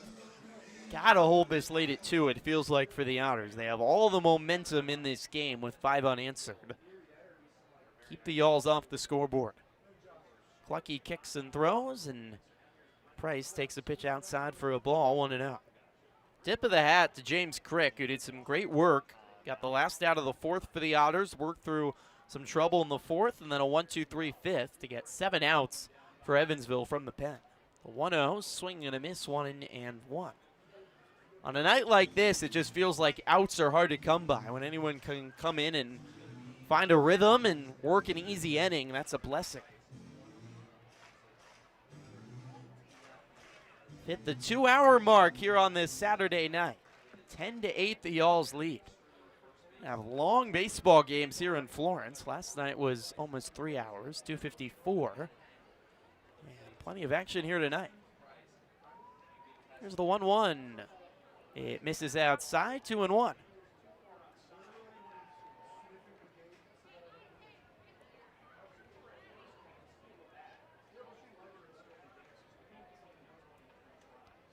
Lucky the lefty, high set just above the chest, kicks and throws, and it's pulled outside for another ball. 3 balls and 1 strike. Lucky's kind of similar to Crick, had a great start to the season, but a little bit more bumpy of late. He's given up at least 2 hits in 3 of his last 4 outings. 3-1 at the knees for a strike.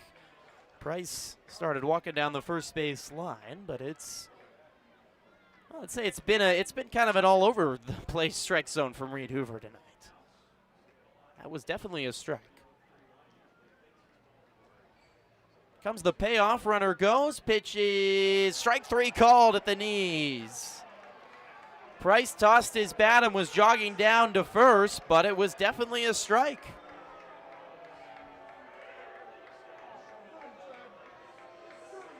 And Price has to be careful as he's yelling back towards Reed Hoover. And Chad Rhodes is walking all the way out to the mound to talk with Reed Hoover. And Hunter Clucky and Dakota Phillips having a conversation. Will move out of the way. And McCauley has already been tossed in this game. That was all the way back in the bottom of the 2nd inning. And Chad Rhodes is having a little walk now with Reed Hoover as they walk back towards the Y'alls dugouts. According to Agritech, they were both strikes. So Zuberer did take seconds, but Price strikes out looking for the first out of the inning. Rhodes heads back to the dugout. As Harrison DeNicola, the second baseman, comes to the plate. 1 out, Zuberer at second here in the bottom of the 6th. The Y'alls lead 10-8. Clucky winds and throws. A bunt laid down by DeNicola, but it's shot foul, and Rolls all the way to the Florence dugouts.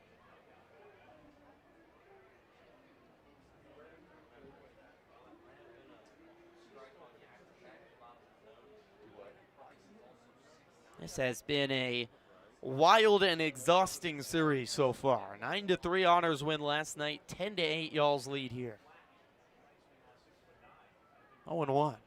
Pulled outside 1-1. I think both teams are grateful this is a weekend series and not a midweek where you'd have to then try to find a way to keep your bullpen arms going for the weekend.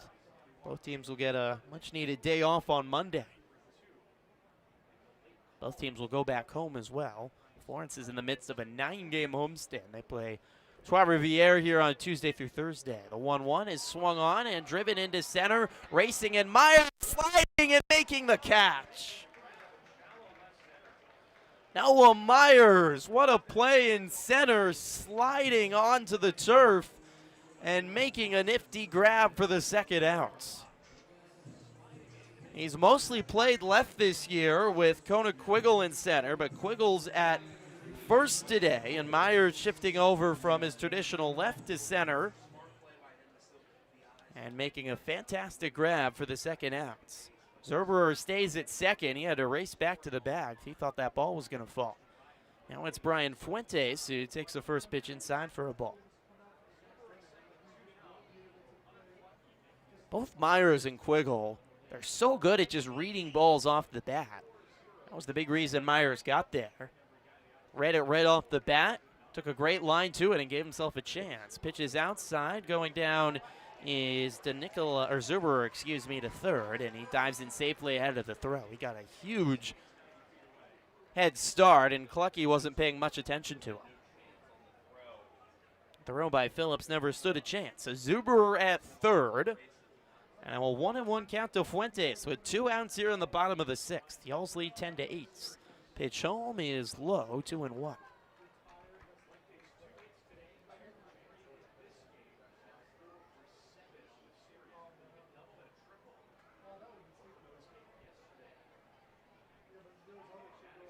Clucky comes home, a swing and a miss.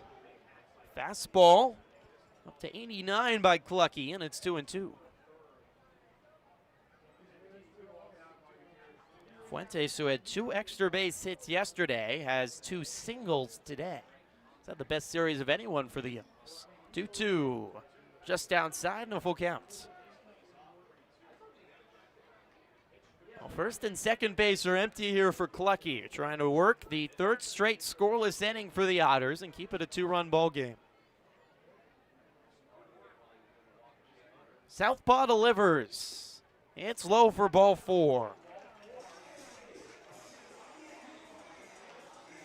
Fuentes works a walk, and there's runners on the corners with 2 outs as Jeremiah Burks comes to the plate.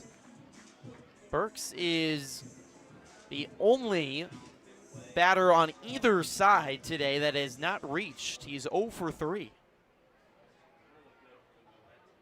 18 combined runs, 17 combined hits between the two sides. And we're still just in the bottom of the 6th. First pitch to the righty is a breaking ball inside, 1-0.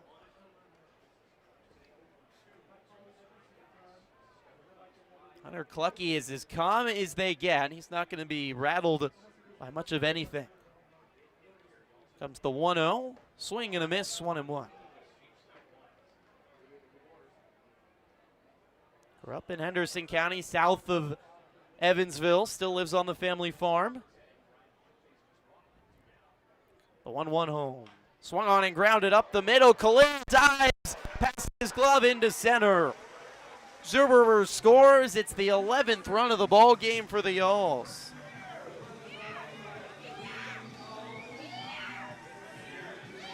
Burks the RBI base hit. And Florence gets a run back here in the bottom of the 6th, which just helps quell some Otters' momentum. You should have been more poor and sat down there. I said you should have been more poor and sat So Fuentes at second, Burks at first, and Zayd Richardson, the catcher, coming to the plate. They only had 1 shirt to throw out with the 11th run of the game, and the fans are not happy. They want more free shirts, but they've certainly earned their fair share tonight. Richardson takes the first pitch strike from Clucky. Just gotta limit the damage here, at least in the sixth. The 0-1 is inside. It nearly hit Richardson. 1-1. He's trying to claim that it did, but you gotta put a little acting into it if you're hit. Now Richardson calls time, largely to just continue arguing with Reed Hoover. Gotta put, if you didn't get hit, but you want to pretend you did, you can't argue about it. You gotta pretend to be hit somewhere.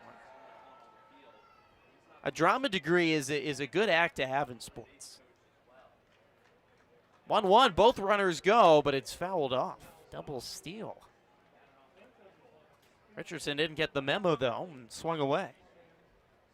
1-2 count with 2 outs and 2 on in the bottom of the sixth. Florence has scored 1, and they now lead 11-8.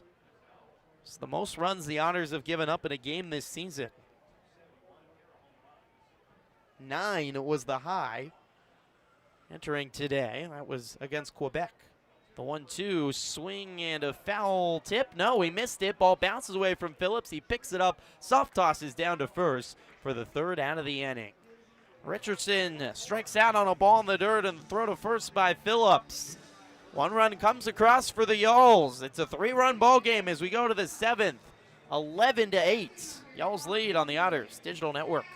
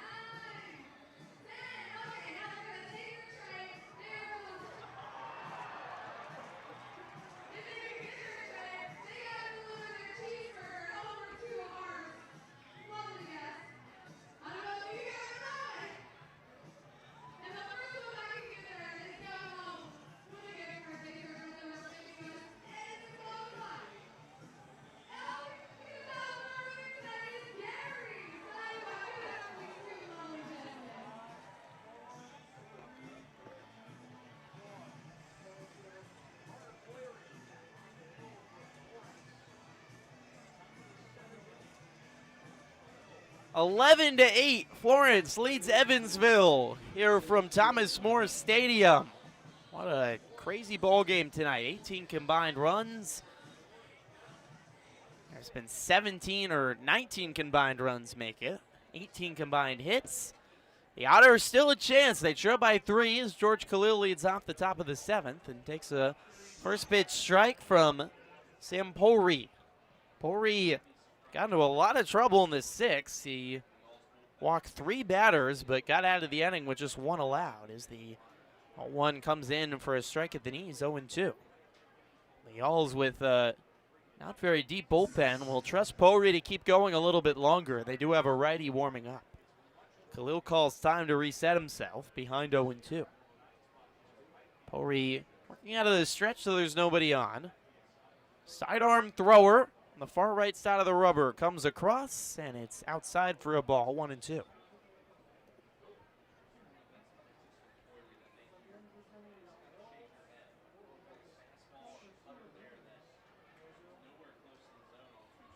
Kick and a throw, and Khalil fouls it away right side. We had a great dizzy bat race here, the end of the 6th inning. They had the 2 participants chug down some tequila before they started the dizzy bat race, and it certainly had an effect. The 1-2 sails outside, 2-2. They both finished their 5 dizzy bats, and then both subsequently fell over as they tried to deliver a cheeseburger to a waiting intern. 2-2. Khalil swings and pops one up into right. Lazy fly ball. A few steps back is Zuberer under it. Makes the grab, 1 away.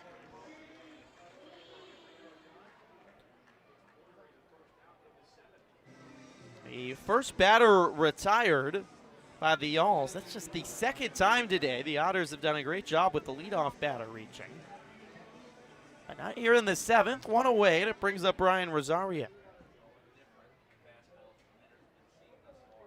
Pori comes home, and Rosario takes outside 1-0. If you're wondering why the Otters don't involve drinking in their Dizzy Bat race, well, first of all, the Dizzy Bat race at Bosse Field is a child's race. Obviously, it wouldn't involve alcohol there, but Pori misses outside again, 2-0. It's actually an Indiana State rule that you cannot have promotions or games at a recreational event involve drinking. Cannot involve alcohol, as Rosario takes a strike, 2-1. The Otters can also not have a beer batter. It's an Indiana State rule. Interesting. The 2-1 is on the outside corner, 2-2. Here in Kentucky, that rule not in effect.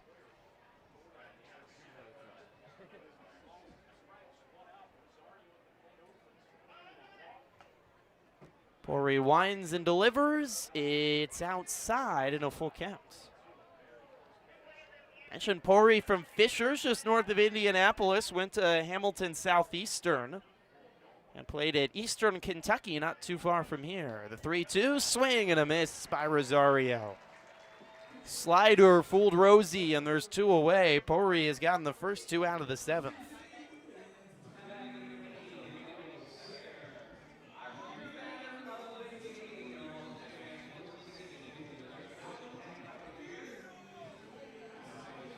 So with 2 outs, it brings up Daniel Sayer, the second baseman. 11-8 lead for Florence. First pitch to Sayer is low for a ball, 1-0. Sayer making his professional debut today. Graduated from Tennessee Wesleyan in May. Had a great season down in Tennessee. Here's the 1-0, misses inside, 2-0. Tennessee Wesleyan was one of the top teams in NAIA. And Sayer had a big part of that. It was an all-conference selection. Signed by the Otters last week and getting his first appearance here today. He's been hit by pitches twice, 0 for 1, as the 2-0 catches the outside corner, 2-1. He's small at just 5'8", 155 pounds, but down at BP, the ball jumps off his bat. Ethan Skinner getting the day off, a young Sayer getting his first professional start. The 2-1 is chopped foul right off the foot of Sayer, 2-2. Pori is a strike away from a 1-2-3 7th. This feels impossible that a 1-2-3 inning could happen right now. Otters have not been sent down in order in any inning today. 2 balls, 2 strikes, 2 outs, nobody on in the top of the 7th. The Yalls lead 11-8. Here's the 2-2 inside. It nearly hit Sayer again, and it's a full count. Speaking of beer batters, Sayer is the beer batter, so he strikes out, and there's cheap beer for the fans. Sayer has not contributed to that cause yet. The payoff. Swung on a high chopper up the middle, ranging over the second baseman. Delicula gloves it beyond the bag, but Sayer racing down the line. They're going to call him out. Wow. That was not the right call. It was definitely, I mean, it looks safe comfortably to me. Wow. Drew Ashcraft over at first. Sayer signaled that he was safe, and the Billy easily over at first base. About the calmest man you can meet in his life. He looked a little irked at the call. So the Otters go down in order as Sayer grounds out to end the inning. We'll stretch here at Thomas More Stadium, 11-8. The Yalls lead on the Otters Digital Network.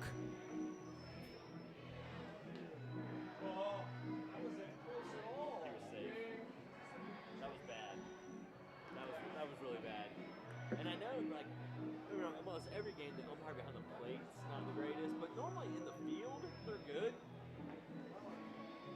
But he was safe. Right? I also thought he got hit.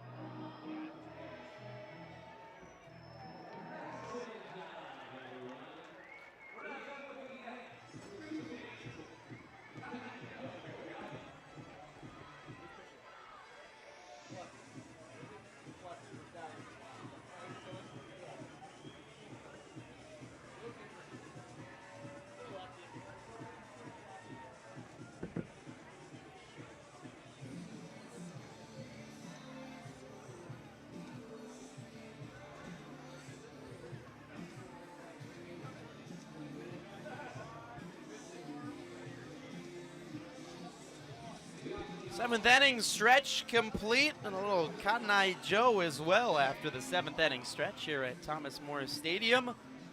11-8, Florence leads as we start the bottom of the seventh. Hunter Clucky out for his second inning of work. Fires home to Sam Plash, who grounds one left side. It bounces just foul. That almost hit the bag. Bounced just to the left of the bag. And Jomar Reyes was just hoping it was going foul because he was just standing there watching. That's a break there for the Otters. Just a strike. Clucky's second inning of work, allowed a run in the sixth, and 2 hits and a walk. And now Chad Rhodes, the manager for Florence, is out to have a word with Reed Hoover and go down to talk with Clark Morgan, the third base umpire. Neither coaching staff has been too pleased with the umpiring tonight. If he hits the bag, then it's a fair ball. And it was close. It might have scraped the end of the bag, but Clark Morgan says it missed. So here comes the 0-1. It sails outside 1-1. Just one of those games tonight with runs and calls and ejections and everything. 1-1, swing and a miss, 1-2. Fans leaning over into the press box and asking for things. Drinks have been flowing on Margaritaville night here at Thomas More. The 1-2, breaking ball outside corner, strike 3 called. Best pitch of the day by Hunter Clucky, painting the corners at just 78 miles per hour. 3 strikeouts for Clucky. Here in an inning and a third as Cole Brandon, the lefty, comes to the plate.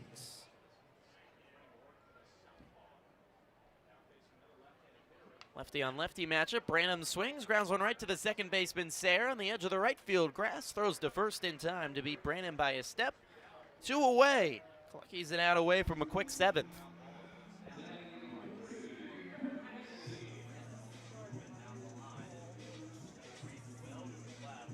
Back to the top of the order, and Craig Massey. He is 2 for 4 today. The big grand slam in the 7-run inning in the third for Florence. Another lefty on lefty matchup. Massey takes outside 1-0.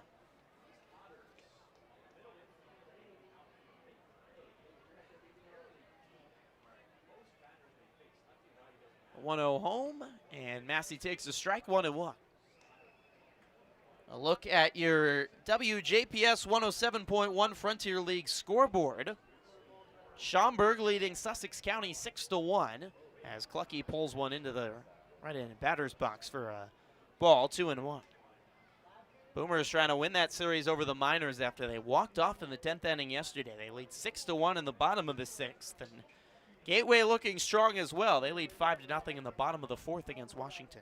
The 2-1 is swung on and popped up into left center. Rosario and Myers racing over, and it's Myers who makes a jogging catch in left center for the out. Great inning by Hunter Clucky. He sends the Yalls down in order. We go to the 8th. Does Evansville have a late inning comeback put in them? It's 11-8 on the Otters Digital Network.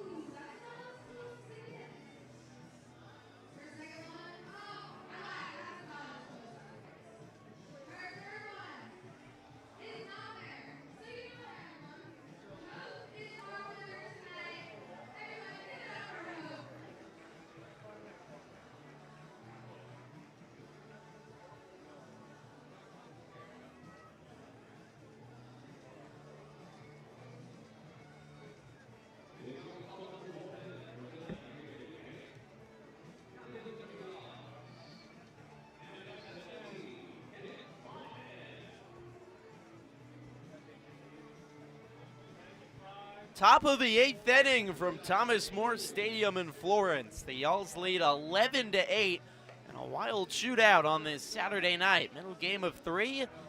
Otters took game 1 yesterday. We have a Sunday matinee scheduled for tomorrow. New pitcher into the game for the Yalls. It's a lefty, Kent Kleiman, a 3.44 ERA on the year in 13 appearances, 18 1/3 innings pitched. 15 strikeouts to just 6 walks for Kleinman. He'll face the lefty Myers to lead things off. Noah shows bunt and pulls it back, but takes a strike. Kleinman gave up 2 runs in his last outing against Gateway. Big lefty fires home, and Myers takes inside 1-1. Kleinman is 6'7", 265 pounds. Massive force on the mound. 1-1, he is low, 2 balls and 1 strike.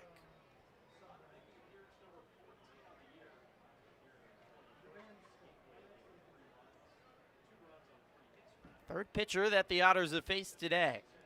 2-1 home, Myers shows bunt and lays down a good chopper down the line. Barehanded throw by the third baseman. Fuentes is in time to get Myers. What a great play by the third baseman, Brian Fuentes.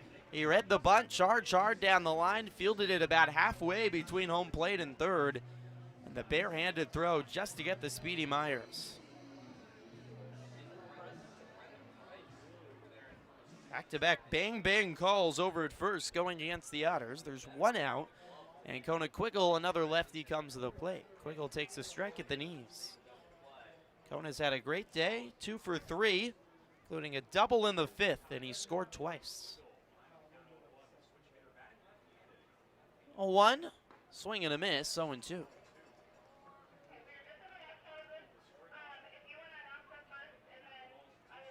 Seven hits for the Otters today and 8 runs. As Quiggle calls time. Evansville has walked 7 times, and they've also been hit 3 times. 0-2 home. Is at the knees, strike 3 called. 2 away in the 8th. Back-to-back outs for Kent Kleiman. Hey fans, let the beautiful historic Bosse Field be the venue for your next celebration. Book one of our Grand Slam picnics, and you and your guests will receive an exclusive Otters Special Edition hat. 2 outs, nobody on, and the batter Dakota Phillips, who takes a strike at the knees. If you'd like to be a part of an Evansville Otters home game, it's simple. Go to evansvilleotters.com or call our front office at 812-435-8686.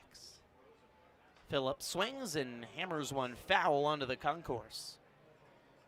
It's quickly in a hole here, 0-2, and the Otters at risk of going down in order for a second straight inning. All of a sudden, the offense has slowed down.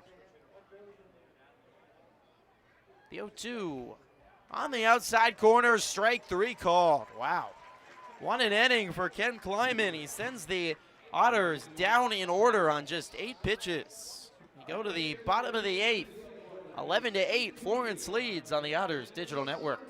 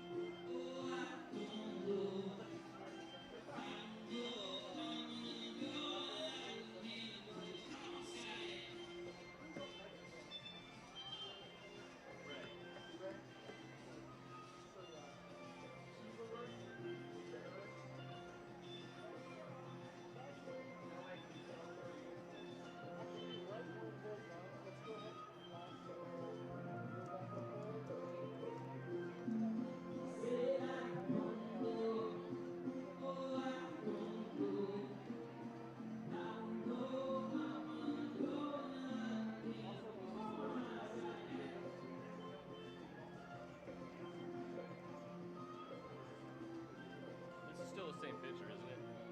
Yep.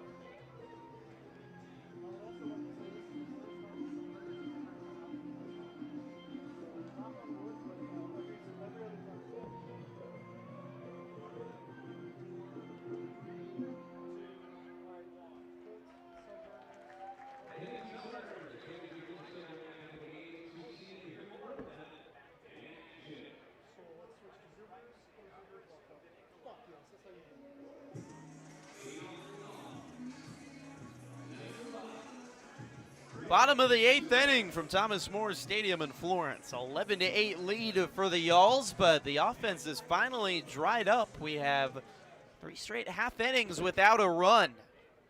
First time all game we've had that. Ray Zuberer leads things off in the bottom of the 8th and takes the first pitch strike from Hunter Cluckey.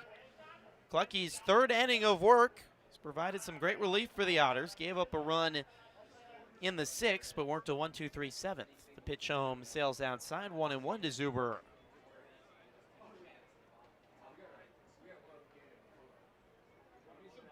Three strikeouts for Cluckey. The 1-1, fastball outside, 2 balls and 1 strike. Otters will have their last chance in the 9th. They'll send the heart of the lineup to the plate. Baez, Reyes, and Beck. Reyes will have a chance to extend his 15-game hitting streak. That'll be on the line. The 2-1 off the middle, hits off the glove of Cluckey, picks up the ball barehand, but throws the ball off the glove of Quiggle at first, and Zuberer is safe at first. What a bizarre play. A comebacker to Cluckey got the glove out, but the ball was hit so hard it knocked the glove right off the hand of Cluckey. Great composure to just pick up the ball and throw to first, but he looped it a little bit too much to Quiggle, who couldn't hold on to a high throw. So Zuberer is aboard at first. He'll bring up Brennan Price. Lefty batter at a 3-run home run all the way back in the 1st inning. Cluckey comes home and Price takes outside, 1-0. He'll go down on an error by Cluckey.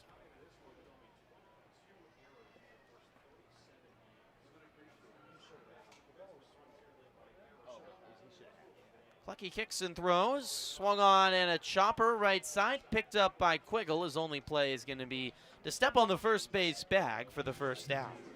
High enough chopped in the air that Zuberer was easily going to be safe at second. No chance for a double play. Otters will take the out, and Zuberer advances. Harrison DeNicola, the second baseman lefty, comes to the plate to face the southpaw Cluckey. Zuberer at second. Otters trying to keep it at 3 and give themselves a chance for a crazy comeback in the 9th. DeNicola takes a strike at the knees. Otters trailed 10-3 after 3, but the Otters put up 4 in the 5th and 1 in the 6th to claw their way back. The Yalls responded with 1 run in the bottom of the 6th. A 1, breaking ball outside, 1-1. It's interesting, DeNicola has long brown hair going down to his jersey. It's almost the exact same look as Chad Rhodes, the Yalls manager, also has long brown hair down to the jersey. Rhodes might be a little bit longer, but he's kind of got the bohemian look. DeNicola takes outside, 2-1.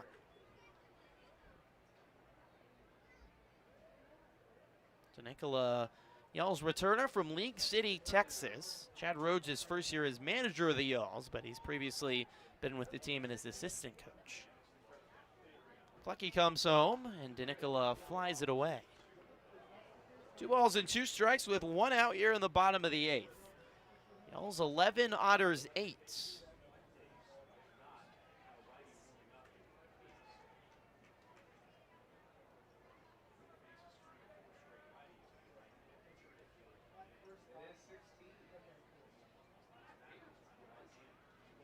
The 2-2 home, fouled away again.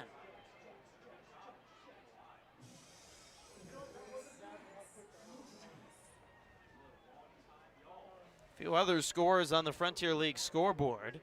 New Jersey has won again. They beat New York 8-4. The Jackals have won 5 in a row. 2-2 home. Swung on up the middle, diving is Sayer, can't get there into center field. Zuberer hustling around, the throw home's not in time, and the Yalls extend the lead to 4.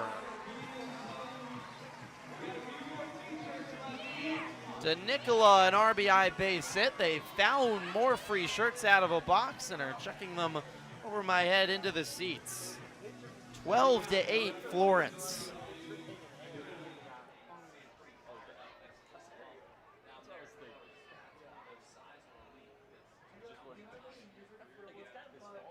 And Max Peterson walking on out to have a word with Hunter Clucky. And that's going to do it for Clucky. He worked long and hard, ate up more innings for a tired Otters bullpen, but he exits after 47 pitches and 2 1/3. We'll be back in a moment. 1 out and 1 on here in the bottom of the 8th. 12-8, the Y'alls lead on the Otters Digital Network.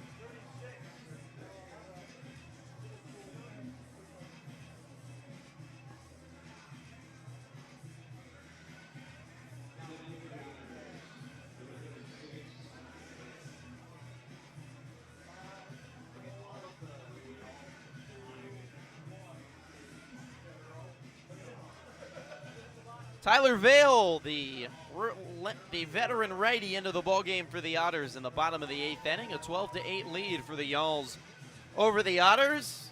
His pitching change brought to you by the Answer Auto Repair East. Find your battery needs at the Answer Auto Repair East, located at 2319 North Green River Road, or call at 812-475-9000.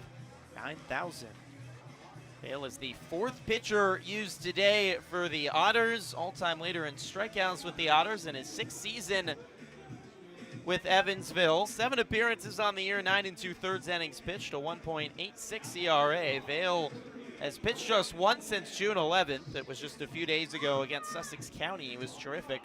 2 innings pitched, struck out 3, and didn't allow a base run.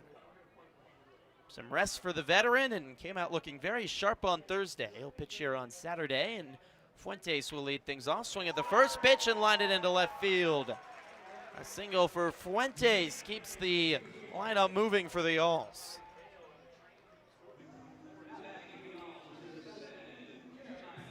Two on and 1 out. 1 run across here in the 8th. It's a 12-8 lead for the Y'alls as Jeremiah Burks, the shortstop, comes to the plate. 13 hits for Florence tonight. Just not been the Otters' pitching night. Vale comes home to Burks, who takes a strike on the inside corner. 13 hits now for the Y'alls. That's the most hits the Otters have allowed in any game this season, to go with 12 runs. By far the most they've allowed in a game. The 0-1 inside, 1 ball and 1 strike.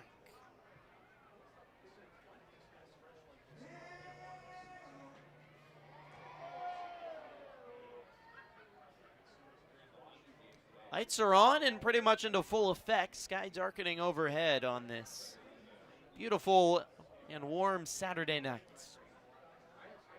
Vale comes home to Burks, swings and chops it foul, 1 and 2. Back to your Frontier League scoreboard.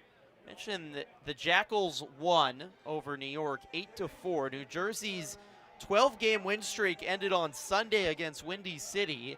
Now they've won 5 in a row this week. So the Jackals have won an absurd 17 out of their last 18 games. That is insane. 1-2 to Burks. Swing and a miss. Slider falling out of the zone. 2 away. Good pitch from Vale. The Jackals, though, don't have that big of a lead in the Frontier League East because they started the season slow. Their pitching was struggling early when the Otters saw them and took the series from them in New Jersey. Jackals 25-12, but Sussex County still entering the night. A game back, now a game and a half back, and 2 games back if they lose. Sade Richardson, the catcher, comes to the plate. Richardson swings and hammers one high in the air to left. This ball is way gone. The finishing touches for Florence on a 3-run blast by Zaid Richardson. Throw down ball now. Third home run of the game for Florence. First time the Otters have given up 3 homers in a game this season. Richardson has his 3rd home run of the season. Just launched down the left field line and over the Otters bullpen. So a 4-run 8th, and all of a sudden the lead is all the way back to where it ballooned to at its biggest. It's 7. It's 15-8 Florence as Sam Plash swings and misses. All the Otters' hard work, they got the lead down to 2, had all the momentum, but it has fallen apart. Plash swings and misses 0-2. Otters bullpen barely has anyone left in it. And the pitching, which has been so superb all season, just has had a rough night tonight. The 0-2 outside, 1-2. Talked about earlier, it's been impressive how the Otters have held together so long this season. They don't get blown out. The pitching staff just seems to always find a way to get outs. Finally, a bad night bound to happen. Plash swings and misses, and that's the 3rd out of the inning. 3-run home run by Zaid Richardson. Puts the ball game away pending a miracle. Otters trail by 7. So we go to the 9th on the Otters Digital Network.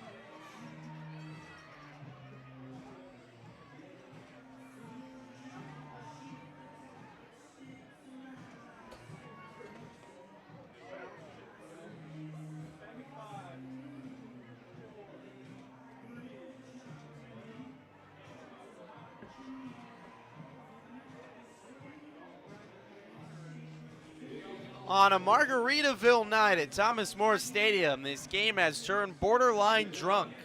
A 15-8 lead for the Florence Y'alls as we enter the top of the 9th inning. And the Otters, which have had a great offensive night, 8 runs on 7 hits and 7 walks. But they'll need a miraculous comeback here in the top of the 9th after Florence scored 4 in the bottom of the 8th. Jeffrey Baez leads things off and takes the first pitch high for a ball.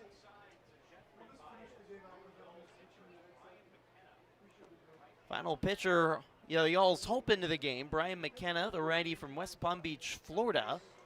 Played last year in the Miami Marlins organization. Fires a strike into Baez.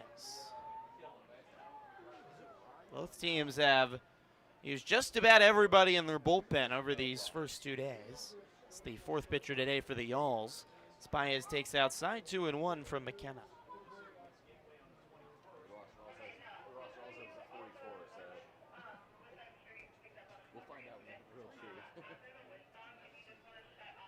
2-1, swung on and driven high in the air to center. Back is Brannon and makes a winding grab at the wall. Baez narrowly missing his 10th home run of the season. Brannon, the center fielder, at the warning track, making a great twisting grab. It's just the 2nd appearance of the season for McKenna. He pitched 1 inning and allowed 1 hit and 1 run.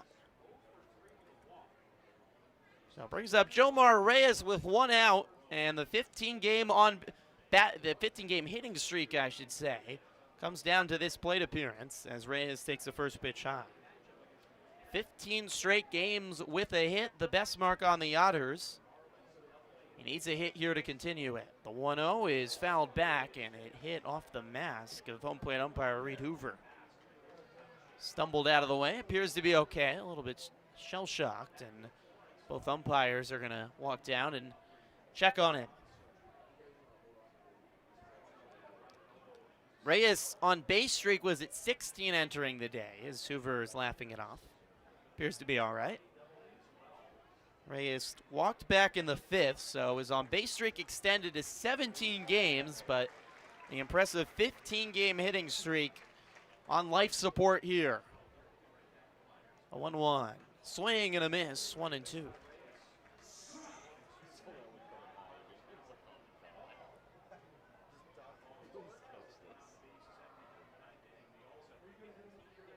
Time is called by Jomar. 4 hits yesterday for Jomar. He has hits this season. 30 of 34 games. Looking to make it 31. The 1-2 is fouled away just to the right of us in the press box.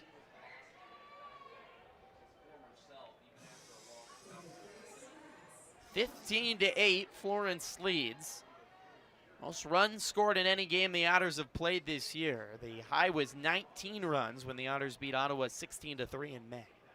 23 tonight. The 1-2 is chopped foul left side.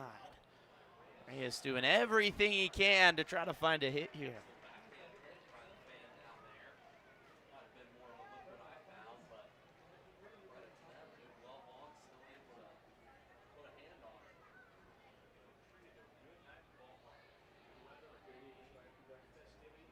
McKenna sets at the belt, comes home. Reyes swings and misses at a breaking ball, falling out of the zone for the second out. Well, the 15-game hitting streak, the high on the season for the Otters, one to remember, and tip the cap to Jomar Reyes. It will end tonight, though. 2 away. All of a sudden, the Otters' bats have quieted off. 10 in a row retired as Aaron Beck comes to the plate. He's the last chance tonight for the Otters.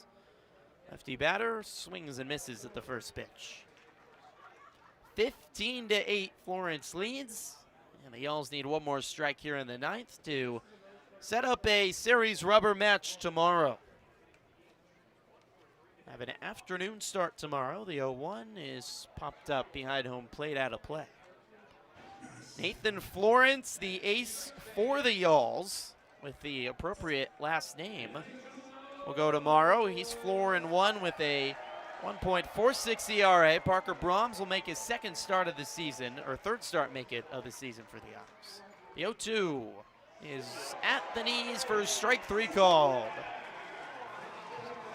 And the Florence Yells tie up this series at a game apiece. A wild one tonight, 15-8.